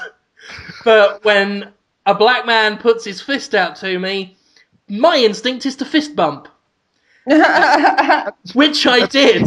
And then he looked at me like I was mental, and then I felt incredibly racist and immediately peeled the glove off. God damn it. There's no way to win. You either are culturally insensitive or you're culturally ignorant. You were trying to do what you thought was right in the situation, be respectful, and in fact you were considered racist. My God. Human world. What are you thinking? I would have done that with a white person, though. Yeah, I fist bump all sorts of people. I fist bump every day. Well, I mean, I think bitches in the face. I think I would have if he was What? white. I probably would have fist bumped with him anyway. But the fact he was black made me feel like a terrible, dreadful racist. I feel like he was probably more offended at the fact that you fist bumped a medical professional than the fact that you fist bumped a black guy. Maybe I fist bump dudes all the time, but Don't fist bump. I hate that. Like, remember the handshake? You'd go in and shake someone's hand, and there was a whole like kind of school of thought about whether or not you should shake hard or like soft, or who gets the upper hand or whatever the fuck it is. And then there's the bro grabs, and there's the high five, and then there's the go in for the handshake and then twist it into the bro grabs, and then the separate and snap, and then fist bump, and then you do the top fist bump, bottom fist bump, and then pound again. It's like those guys at the airport with the lightsabers that like land the planes in snowstorms. Those guys have less to fucking figure out, and they got a whole goddamn alphabet to learn, and we're just like fucking trying to shake someone's hand. It's like I was walking by the IGN offices the other night, and I ran into my buddy Brian Altano, who's a friend of mine. I see him, and he's like, "Hey, dude, what's up?" And I was like, "Oh, hey, how's it going?" And I gave him a hug, and he was hanging out with Jack DeVries, DeVries, I don't know, but and I know Jack, but not like super well, and I was sort of like, I like went in for like the handshake hug with Jack, and it was like the most awkward hug ever, and like I think all of us just knew that it was a really awkward like half hug, and then I just left. I just had to leave at that point. Yeah. I mean, I was going home. No, I was like, good seeing you guys. Oh, you did do a little talk. All right. Well, that's fine. It wasn't. I didn't just go up to people on the street and like try and hug them. I was like, oh hey, but it was. Yeah. It can be hard, but we share it together. One of the things about awkwardness is that we don't. This is me doing my confessional. But I got home And Jen was like, "How was your day?" And I was like, "My day was fucking great until I ran into Jack DeVries and I gave him an awkward hug." And she was like, "What?" And I was like, and he is the kind of guy who the second I left, I know he's going to be like, "Well, that was a weird hug." And He was probably blaming himself. That's what I'm saying. A weird hug is like a bad makeout, or any sort of, in sex, Max. Sometimes, sometimes there's a person who is kind of doing the work, and the other one is receiving whatever sex may be. Right. There's tops and bottoms, so to say. But in hugs and in kisses, there's no tops and bottoms, Max. It's equal. And handshakes, too. And if you have a bad hug, kiss, or handshake, you can always say it was the other dude's fault. He hugged you weird, Max. It's all his fault. I went in for the hug, though. Yeah, but he did it weird. He should have squeezed you right. He didn't want to hug. Squeezed you all weird. Maybe it was like hug rape, Was it a limp hug? I don't even want to think about it. I'd honestly rather think about like embarrassing times I've had sex, Sure. Let's hear about those. Okay. Everyone wants to know about it. When I was in art school, I was like hanging out in the dorms. Like it was really late. I couldn't sleep. It was like a Tuesday night at like 1 a.m. or something. Mm-hmm. And I'm on Facebook, and I'm just sort of like hanging out on Facebook, and there are like a few chat windows open, and I'm sort of chatting with people. And a friend of mine, who I'd like sort of hung out with, she's just a pal, and she messages me, and she's like, "What's up?" And I'm like, "Nothing." And she's like, "Yeah, right?" And I'm like, "Yeah." And she's like, "Everyone's too sober to want to have casual sex right now." And I literally got up. God. Went and found a drink of water to drink and then spit out on my computer screen. And I was like, and she's a cute chick. So I was like, do you want to have sex? Like, does that work? God damn it. On Facebook? You Yeah. Facebooked that No, question? she was just, it was on, it was a private chat, but she was like, and I was just like, okay, like I'll have sex. I could have sex right now, whatever. Wow. And then she's like, "Okay, I'll be right down." And we're in the same building. She's like 2 floors above me and down the hall. And I'm like, "Yeah, sure." And I just like, frantically start tidying up my room and like, put on deodorant or something and like make my bed or whatever. And I'm like, it's weird when I like know for sure that I'm about to have sex, because that's rarely a thing. Sure. Usually it's like, "Oh yeah, we gotta like go out drinking," or like, I have to pay for it or whatever. But and then. But she spends like fucking 40 minutes, or like she's like, and I just like I am her, and I'm like, are you? Did you get lost? Like, what are you doing? And she's like, I had to find a sweater, and I'm like, before the sex. How big is the sweater? Yeah, I'm like, what is it? Like, we're just gonna, that's coming off, and then she came downstairs, and I was like, so what's up? And she's like, yeah, this is my sweater. I'm like, that's cool. And she's like, yeah, I couldn't turn the lights on because my roommate was there. I'm like, yeah. And she's like, my roommate hates me. And I'm like, so you want to like make out, or what do we do? And then we started doing stuff, and we did stuff. And this sounds like the hottest evening ever. So it's the problem was we were both like totally sober. I tell you what, I am at the pre-cum stage right now. Keep going. But then what happened is then we fucked, and I was just done, because it was like this weird nervousness, and I was just like, oh my God, that was unimpressive. And she's like, the obligatory, no, it's fine, it's totally fine. And I'm like, no, it's good. Like, seriously, I'm not a bad man at sex. I'm sometimes good at sex. And she's like, it was totally okay. Like, it's fine. And I'm like, you want to have like a rematch sometime? And she's like, yeah, sure, but it's fine. We can have a rematch. And I'm like, yeah, rematch. Yeah, let's do it again. Rematch. Yeah. Sounds like you totally broified sex, 100%. Yeah. That's the most, wow.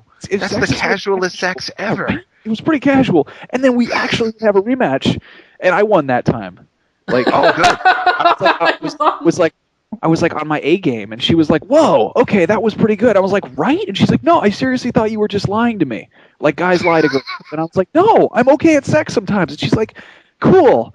And then we like high-fived, and she went back to her room, and I was like, yeah, that's what's up, And that was that? No more. But after the first time, I was like, it's like, I don't even know what to compare it to. It was like, it was bad, awkward sex. And then sure, I had to like, make up for it, I'm glad you did. I'm glad she came out of it knowing. This has been a depressing. Yeah. This has been a Sorry. depressing podcast this week. Yeah. This is Depresstoid. We got. This is really. We This got is a not how sick- I envisioned my last Yeah, Podtoid. we've got sick Jonathan Holmes, we got Tara Long leaving, we got Max Scoville being bad at sex, and the worst, most upsetting bit is the bit when Adam Kovic lied to me. So this is, sad all round. Yeah. Let's turn it around. Let's make it feel great. Decrepit sorrow. We can make it feel good. Max, I'm glad that your casual sex ended on a good note and that you were friends with someone you had sex with. Because you cared what she thought. That's the thing. When you have sex with someone you don't have any feelings for, it's going to be kind of awkward. Like, why am I doing this again? But then by the end, you had a relationship, even though it was based on the bad sex, and then you came out on top of the mountain singing. Great job, Max. About on top. There are so many things I could say about. I know. I'm terrible. No, what's really cool is we're still friends. Like, it was really casual. That's like, exactly what I'm saying. That's exactly. It was what I'm cool. saying. Yeah, I've had a good lot. job. I have a lot of the time. Like, when there are girls who I've slept with. Like, we have a hard time being friends after that. But like that in that case, it was cool. We're still homies. It was great. Best buddies. Yeah, the Someday opposite they'll usually start. happens to me.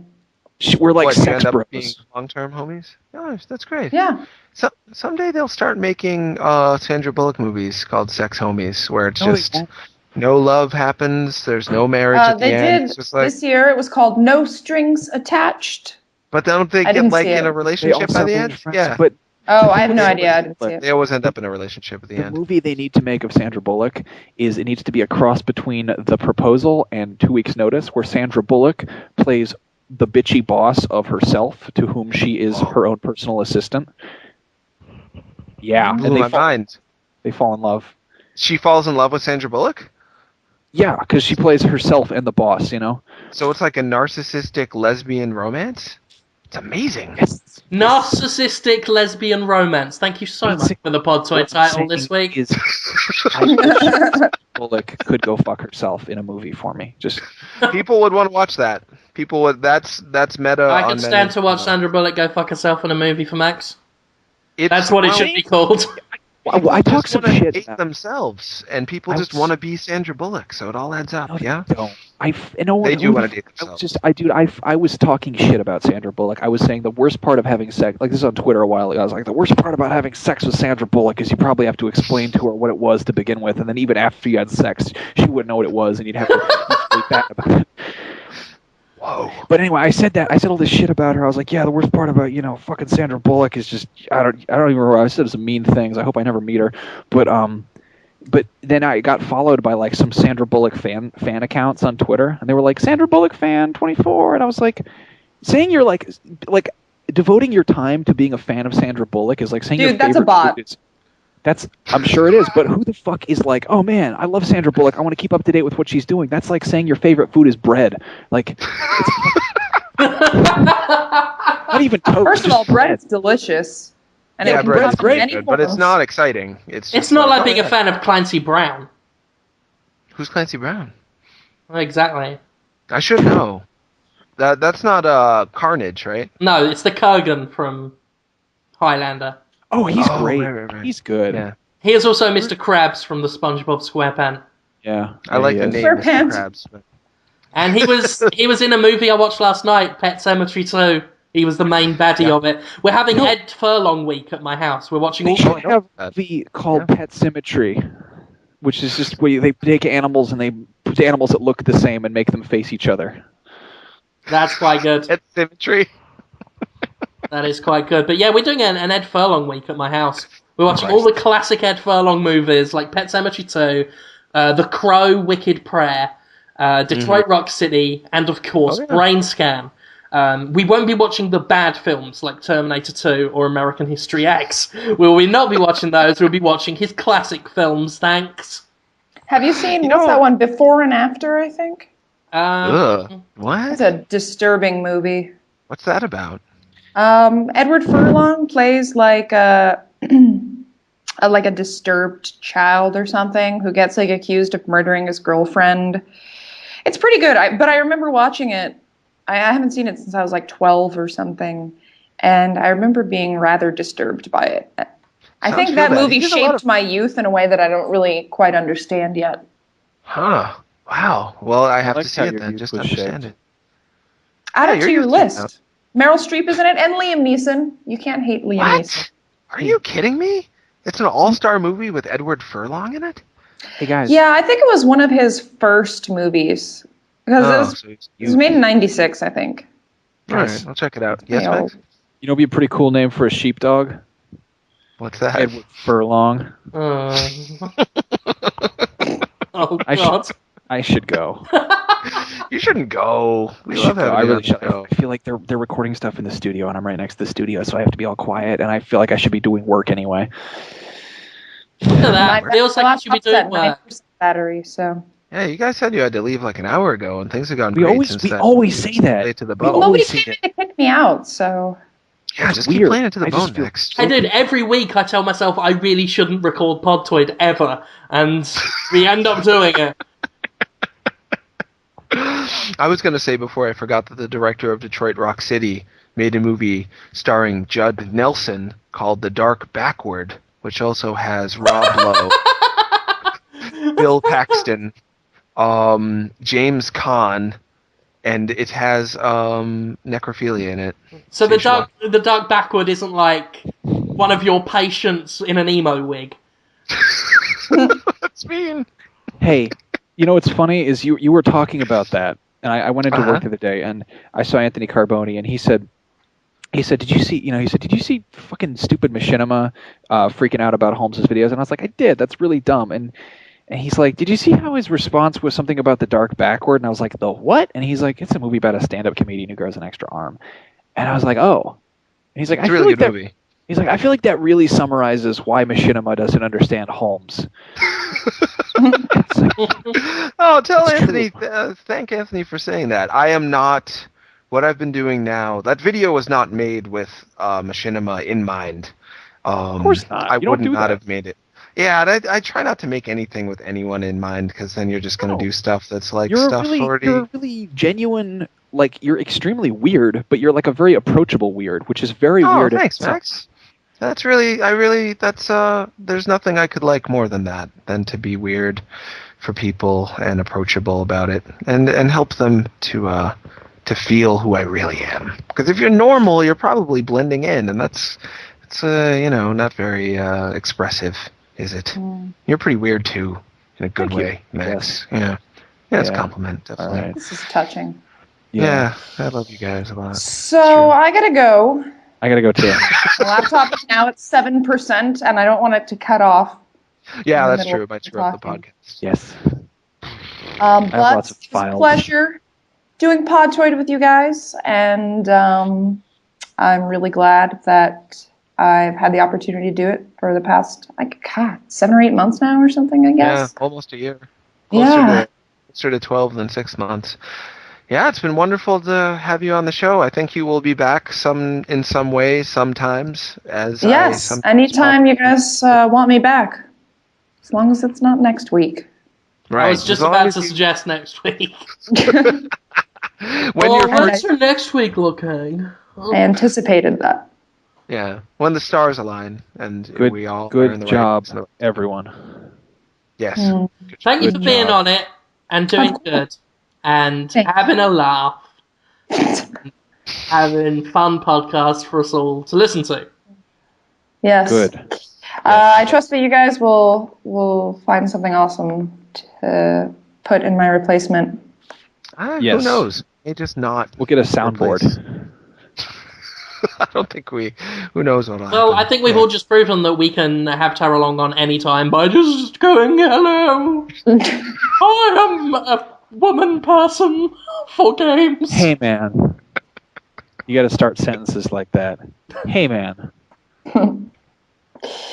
Okay. So goodbye. Goodbye. Goodbye. Goodbye, sweet Bye. prince. Goodbye, Bye. Tara Long.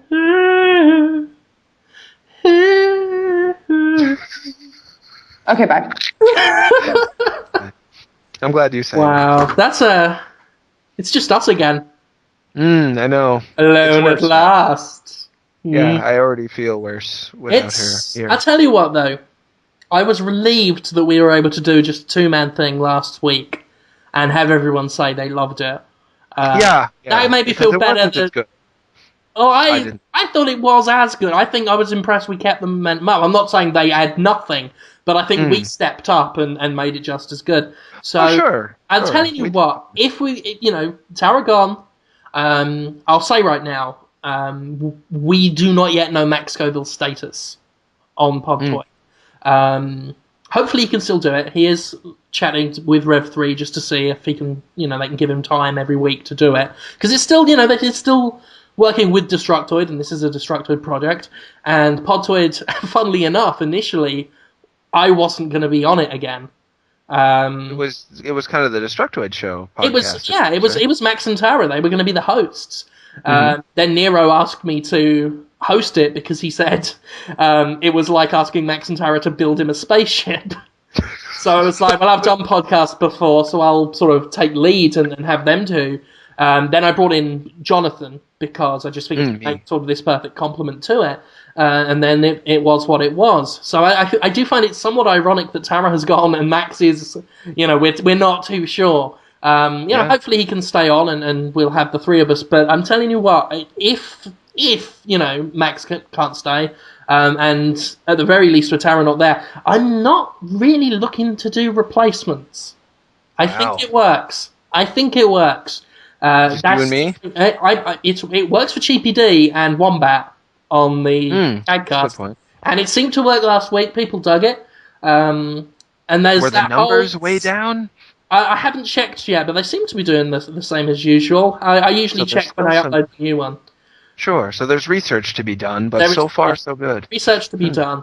And plus, it will be like that Bruce Willis show when he was with the woman, and they were like, will he do her up the arse or not?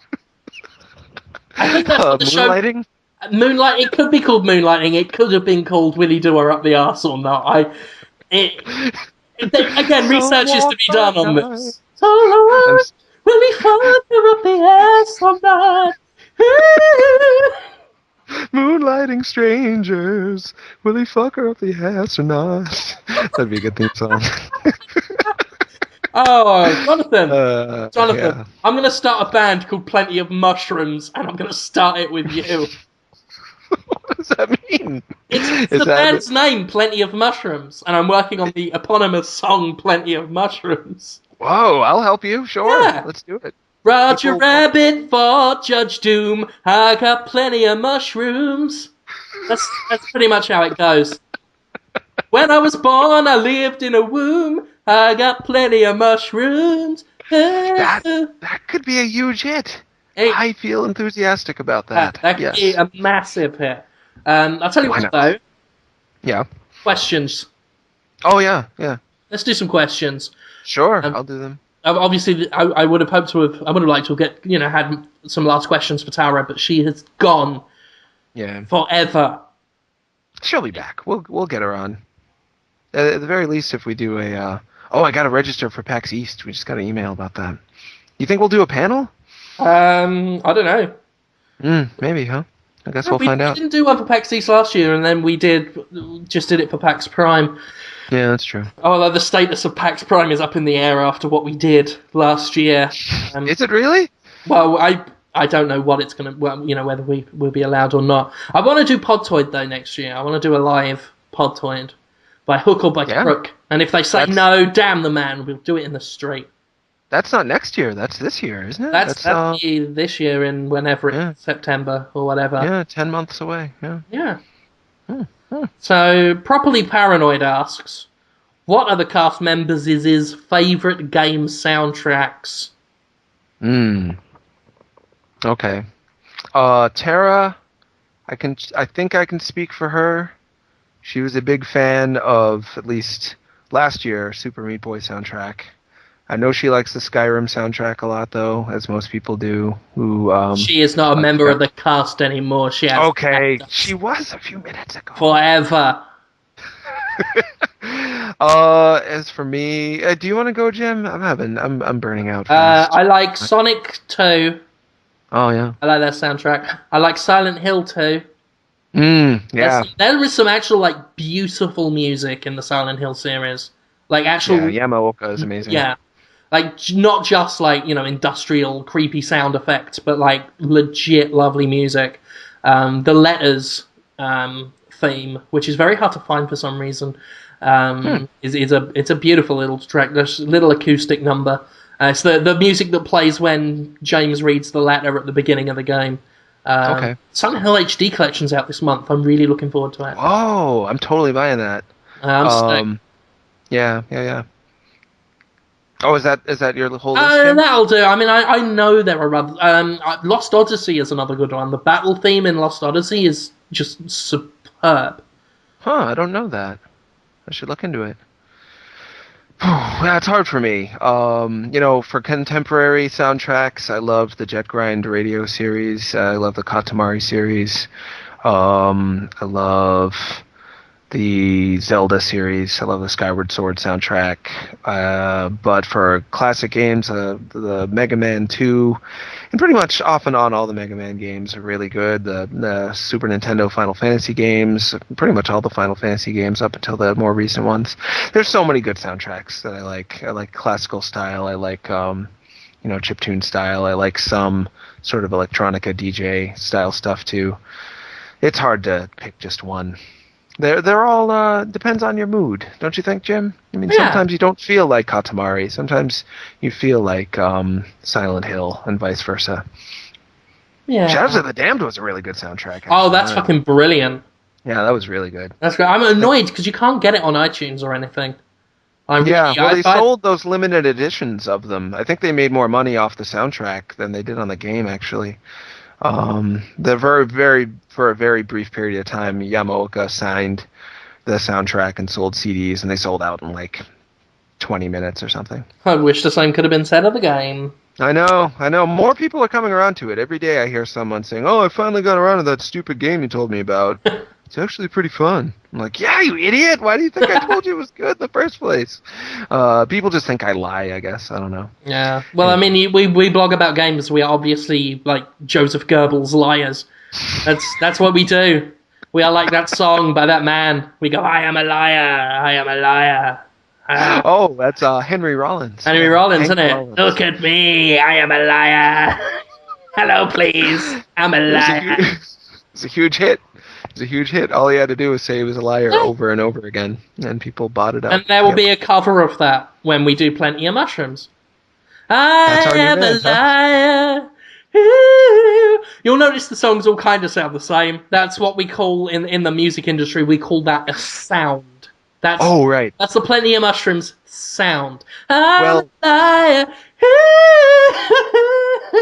Since I'm just finding out about this band I'm in now, is it going to be like how our Christmas song was, where you just record whatever you want in a room, and then I'm like, gotta make this into something that sounds like a song with my terrible sound engineering and music composition skills. I mean, I'm terrible at it. Awful. Who knows? Is that how the band's going to be? Who knows? Who knows? Maybe we should just do it over Skype. We probably You imagine how that would turn out? That'd be brilliant. People like your Christmas song, Jim. People like Mommy's Not Moving. I hear about it all idiots. the time. They get the cut of your jib. They like the way it jibs. They like your jibs. Armored Badger says, what is your favourite vehicle or mode of transport in a game? I don't really like vehicle parts of games. I've talked about it before. Weeks and weeks ago now, there was that Aliens Colonel Marines game where you can be the mother alien for a little bit. Isn't that right? The mother alien? Is that what they call it? I think so. I'm trying to remember. Yeah. And you and Max were really excited about it because it makes you feel so powerful. But for me, once you are in the vehicle or taking control of something more powerful than you were, then the balance goes off and you're just like, basically in God mode for a little bit, and it's dull. Like there's an initial rush of excitement, then it gets dull. So I generally don't like vehicles in games unless there's a cool trade-off for it. I can't think of one that really highly impressed me. at the moment. No, I'll have to pass on that one for now, unless I can think of something better. See, I'm kind of in the opposite boat. I don't like getting a vehicle and finding that it's just as hard as when I was on foot.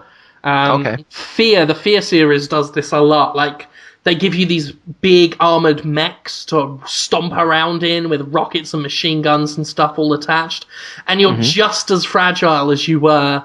In fact, more fragile because they just throw bigger enemies at you, and it's like, fuck you. Right. I just spent ages on foot going up against the odds. I want one little section where I get to feel like God for a minute.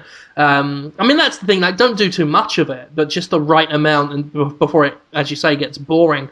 Sure. I don't like it when they decide, oh, this is imbalanced, we better make it really hard. It's like, no, dude, it's imbalanced, it's a break, it's a reward. Leave it like that. But as for my favourite, I like the Brumac in Gears of War, the second one. You're stomping around on the back of a big Brumac, shooting stuff. I like the jetpacks in Killzone 2 and Killzone 3 as well. Oh, no, it's just Killzone 3, sorry. The jetpacks in there, they're a lot of fun, mostly because they're really good at, like, I know it's an overused word, like immersive, but the way they do animation and visuals in that game really does make you feel like you've changed, like, your character's situation, because they then surround you with this big metal exoskeleton kind of thing, and you've got these guns sort of coming down from over your shoulders, and you clomp around a lot more, and you actually feel like, you know, you're in this big hunk of flying metal, which it's good. It's a really sort of cool feeling, and they did really well with that, just making it believable that you had actually gone into this machine rather than, oh, I can just fly now. Poor Killzone. I feel like what happened to Killzone? There was some hype around Killzone 3 and some initial excitement, and then I feel like people immediately stopped talking about it after that. It's sort of a shame. I wonder why that is.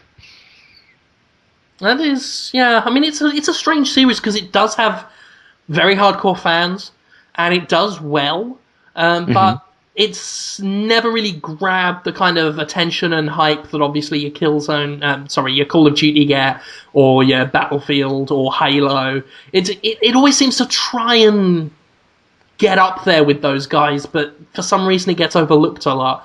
It's very much the me of video games. Put on the fucking Respawn, but it's put on the Respawn network. I'm not kidding, Jim. If you want to be on regular Machinima, I think I said this to you months ago when I was first starting to do the contract. They literally were like, "Oh, we thought all of Destructoid just had a contract with us whenever they want." Here you go. Ask them if it's okay if I can have a turn of being famous on Machinima for a bit. Yeah, of course. And you actually would appeal to their audience, so win-win. I've actually got a pilot episode of the new video game show what I'd done, which I did and sent to them, but it never went up anywhere. And I still get emails from their Respawn Directors Network telling, like, all of the directors, oh, hello, directors on Respawn, do this stuff, please. And I'm like, dude, you never even posted my pilot. Huh. That is weird. But it's there. I can send it again. They can post it. I can just send it as me, and they'll just post it. They don't, like, talk much. They're just like, oh, got the file? I'm like, yeah, do you need to watch the video? They're like, nope, just going to put it up there. And then it's just up there, and then sinks or swims, and either way, Machinima's not going to really suffer from a one video that doesn't do well. So, yeah, I can just have that put up there whenever you want, and I'll just get you the money. Yeah, just ask them if it's, because I want to be good as well. It's certainly not because they're like, oh, this Jonathan Holmes guy with his 10,000 views on his YouTube videos, hot stuff. We got to get him on our channel. No, they're just like, oh, Destructoid, we like you guys. Yeah, sure. Dude, they put up a video, they get like 80,000. Yeah, I know. I want 80,000 views. Sure. I don't have it yet. My when people saw the lightsaber there, not too many views on the Talking to Women about video games. How many has it got? Less than, I think, than my videos on, what do you call it there? Destructoid. Really? Yeah. You can tell I'm fading. I'll be all right. I'll be all right. You still there, Jim? Yeah. Look, I actually got less. Not like the counter's a little off, so I don't know. Did it go up again? 2 days ago. That's mental. Yeah, you know. Doesn't they don't post like it. stuff and it automatically gets like 80 billion views? Well, I wonder. The counter might be off. The counter actually hasn't moved all day. It's been at 16,000, I think, all day. And the most watched episode of Talking to Women About Video Games, I think, was the Skyrim versus Skyward Sword versus Skylanders episode, which I think was at like 21,000. I know it doesn't. It's weird depending on who you talk to. To your average person, I bet that sounds like a lot. But in video game journalist and or enthusiast videos, 21,000 is not a whole ton. That Ego Raptor guy is like 1 million, and you get like 50,000 for Lowe's, and Hop gets like 100,000 a lot, I think, don't they? Oh yeah, they get insane. Sure. Yeah, they're doing very well. It's tough. It really is tough to sort of do video. Like video game video shows, it's such a fickle market. Like, you can work really hard on something that is legitimately awesome, and I've seen videos from people that are fantastic. They get 5,000 views, and then there's a guy just with a webcam on himself, like just his face, like up close, just saying stuff like, you know, I played NFL, or I thought that I'd played a game, and it's got like 100,000 views. I don't get. There seems to be no formula. There seems to be no formula other than luck. Like, the right people happen to stumble on your thing. I don't get it. I did a video where I took the Dark Knight Rises trailer, and I took Bane's voice off it, and I replaced it with Donald Duck going, "Good morning, ma'am. I've got some beautiful brushes for sale." I love that video. Yeah. It's one of those things that you'd think, like, looking at this scientifically, it would get really, do really well. I think it got lucky to just get like a little over 1,000, and that's only from me on Twitter. There's no science to this. It's so weird and very frustrating because people are always talking about video. Oh, you've got to have a video show. You've got to have this. So I feel pressure to do it to keep up. And I'm always trying to find something that'll, interest people, but I feel like I'm banging my head against a brick wall sometimes. It's very... You've done so much better than most people. I mean, so have I. I can't... I don't want to sound ungrateful. I'm incredibly grateful that I've been...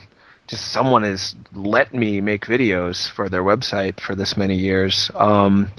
And it's okay to not be the most popular guy. Let's think about who's really, really popular for a second, compared to, let's say, the Electric Light Orchestra, who is not all that popular anymore, but they're pretty good, right? Yeah. You're kind of the Electric Light Orchestra of video game videos, Jim.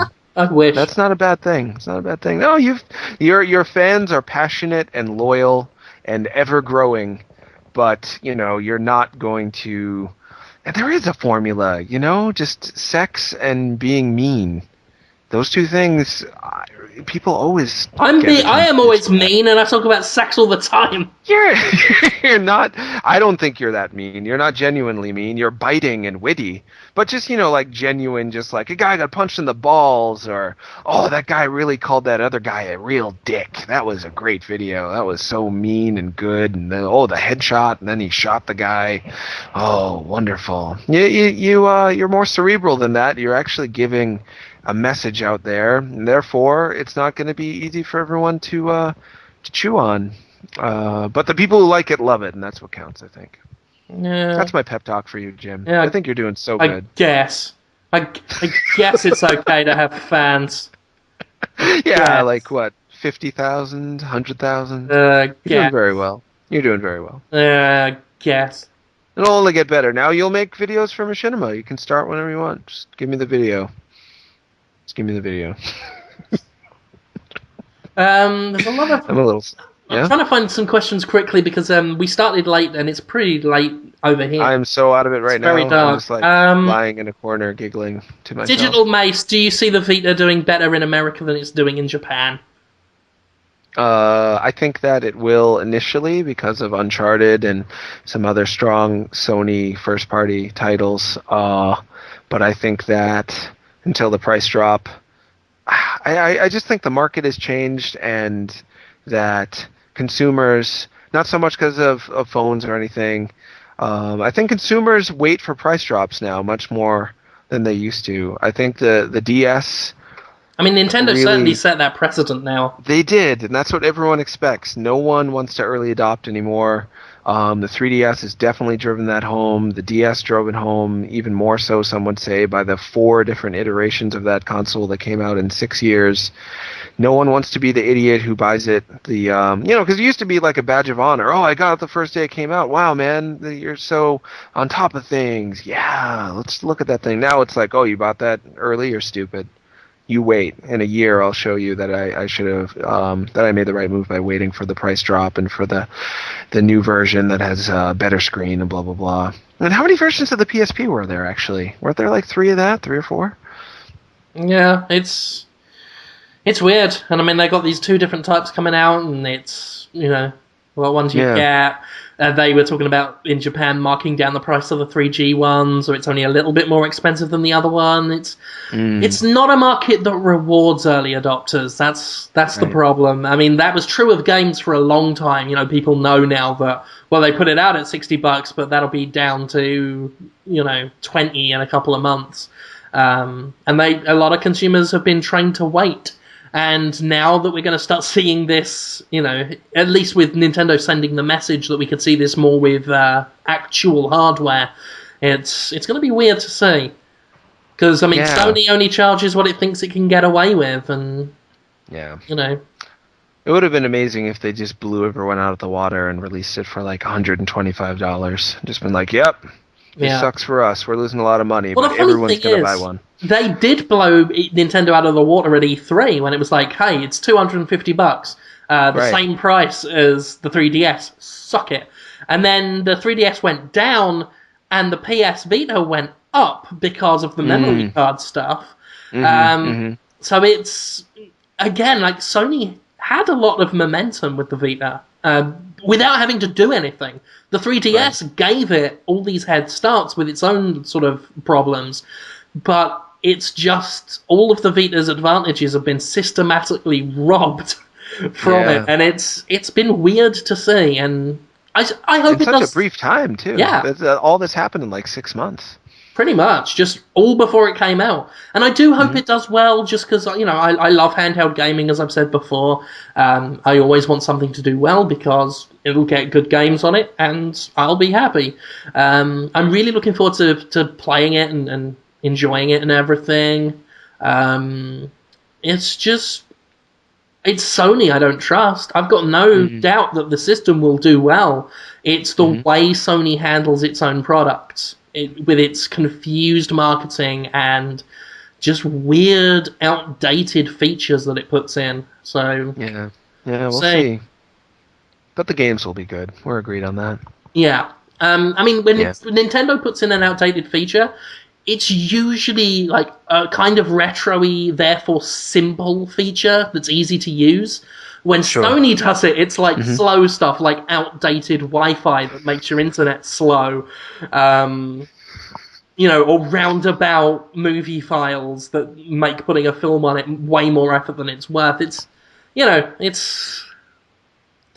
weird. It's sad that I don't trust the people making the system. But like I said, I'll keep my fingers crossed for it just because, like the PSP, like the PS3, it's marvelous technology. It's a beautiful system. It's just, they seem to be put together by chimpanzees.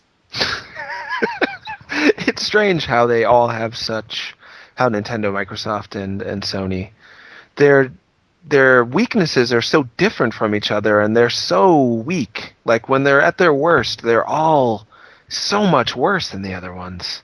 I wonder if they worked that out. Do you think there's a conspiracy, Jim?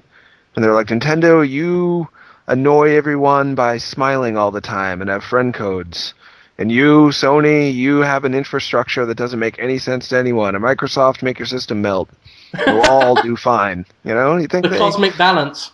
Yeah, that's what they did. I like to think that's definitely what they're doing. That is definitely, let's just pretend it. Let's pretend it. Feels good. Let's do one more quick one and then wrap it up. Sure. D. Sane asks, how did you spend your New Year's Eve?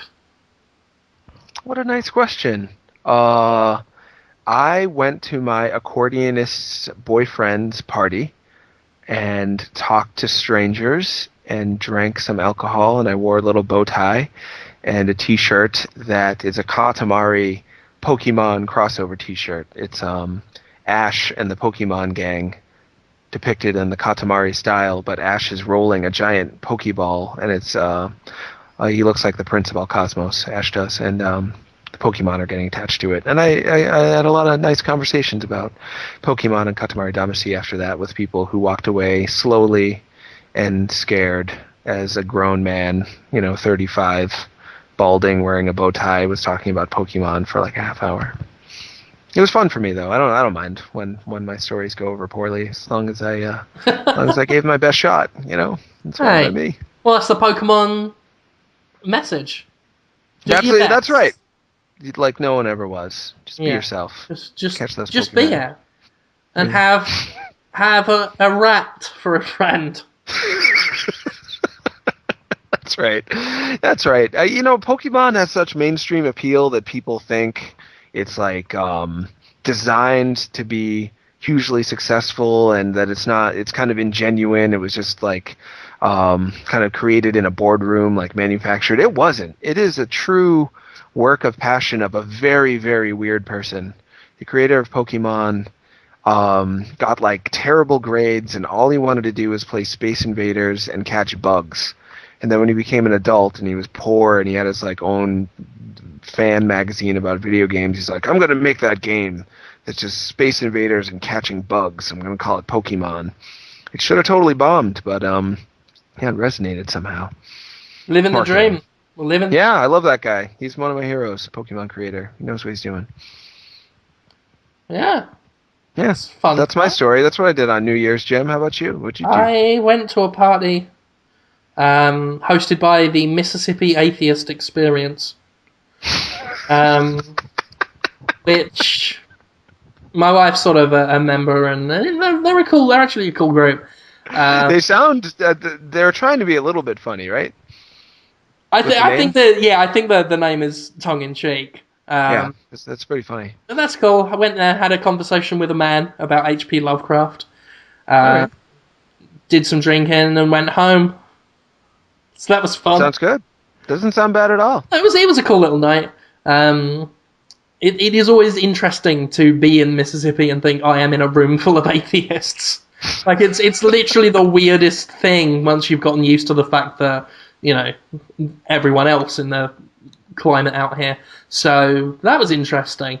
I can't get used to the South. I like the South. There's a lot of things that I've really enjoyed in the South, but I can't acclimate to just the tenor of religion that's down there. All the churches you drive by, the giant neon crosses and stuff. Yeah, it's freaky. I mean, if there's a spare patch of land, they have to build a church on it. Yeah. And I like religion just fine. It's got its place. It can be pretty neat, but there's so much more of it. It's like I want to say that it's like I'm swimming in olives. Yeah, I mean, it's way too much. They recently built a church opposite another church. So you've just got one church on either side of each other. It's worse than Starbucks.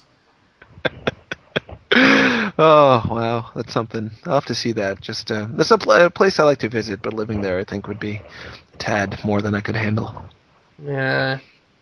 Oh, well. Have I done all right this week, Jim? Hey, considering the state you've been in, I mean, I'm surprised you even made it. It's surprised and I would never say no. I would never say no to Podtoid. No, I'm here. I think that's amazing.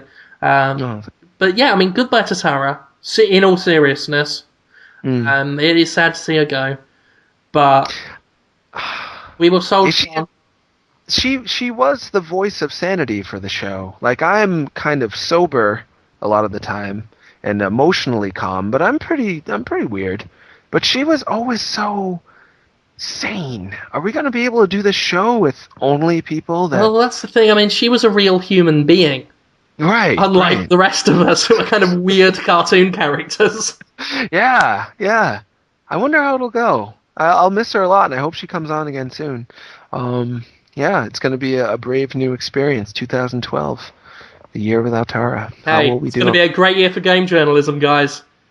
Oh, yeah, people keep saying that. Come on. What? It's just, I can't Oh, do I sound like I just don't get game journalism, Jim, when I say, God, I don't. what is that exciting about yet another blog with some guys who did stuff that you've already read, just doing the same stuff that other blogs do, some more. But we've got a new font, guys.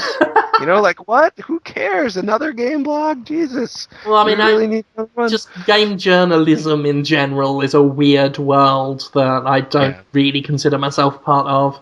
I'm more of a creature. I agree. I believe in game creatures. Yeah, we're both game creatures. Yeah. I'm not as fully into the world of creatures as you are, but I love it. I want to be in there too. You're doing a great job of it. I should probably end the show. I guess so. Yeah, I was just reflecting on life for a minute there, and then I realised I should do that after. I think it's sometimes good to give our listeners time to pause and reflect with us. I think they really get a lot out of that. Should I plug my stuff before we go, Jim? I'll tell you what, I'll be plugging your stuff.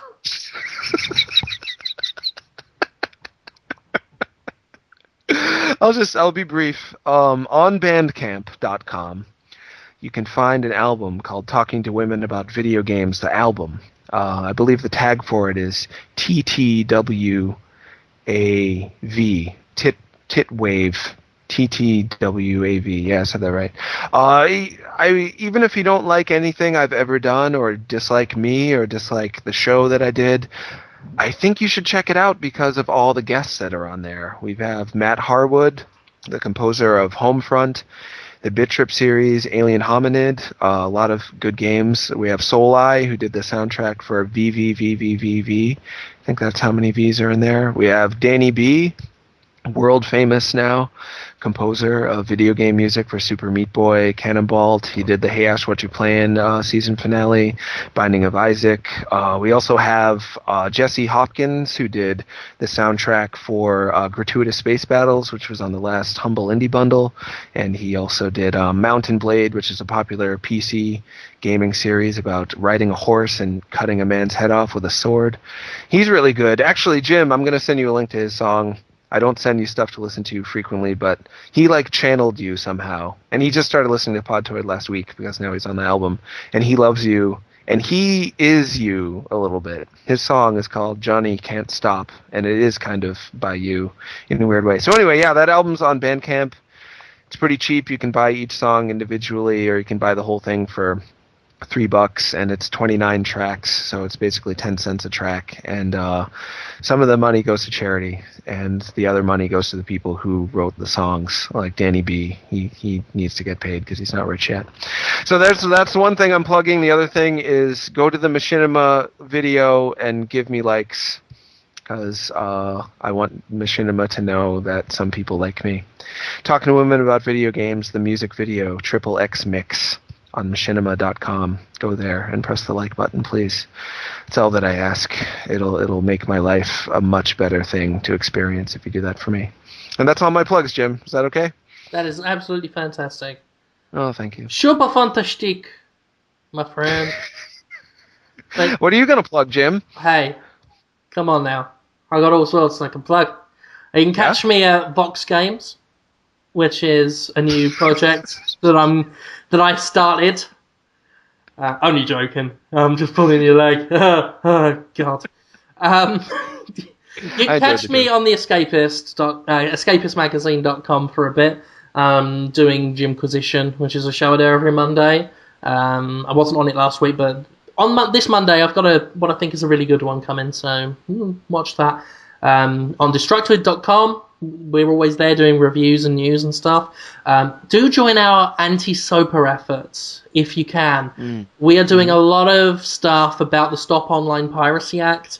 I'm actually, unlike on this if this show's all you listen to, you wouldn't think that I have a brain in my fucking head. But I'm actually taking that very seriously.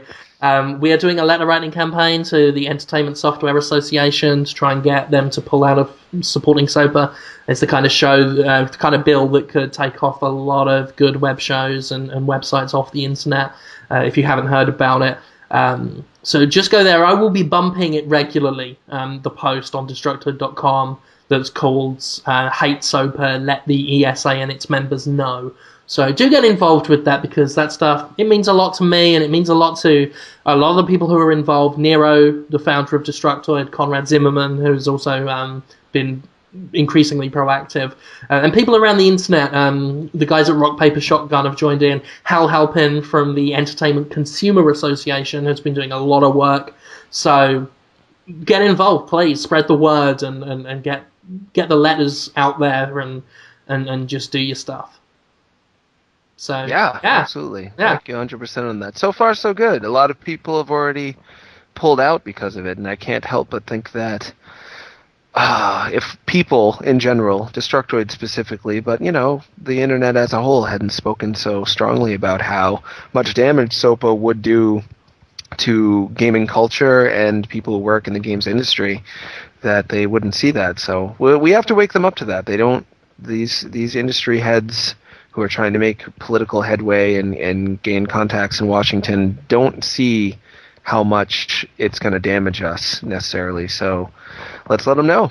I'm with you 100% on that. Awesome. So, yeah, that's that. As usual, do review our show on iTunes. Just do a search in the iTunes store for Podtoid or Destructoid, and it'll come up. Do nice reviews. You can go to Amazon.com and buy our Podtoid app. Do not try and buy it from anywhere else. There are issues with it, which I'm trying to get to the bottom of and let you guys know about it, about what's going on with that. But get it from Amazon, just because it wasn't working properly or updating or something stupid on the Android marketplace. So just get it from Amazon. I link to it every week in the Destructoid.com post. Also, we do the Podtoid questions on Destructoid.com the day we record, usually a Tuesday. A lot of people who just listen to the show want to know where they ask questions, and that is usually it, unless I can't be fucked, in which case Jonathan Holmes will ask them on his Twitter account, which is at Tronnots, TRONKNOTTS. And that's it. Thank you for listening, and we will see you next week. Goodbye. Goodbye, everybody.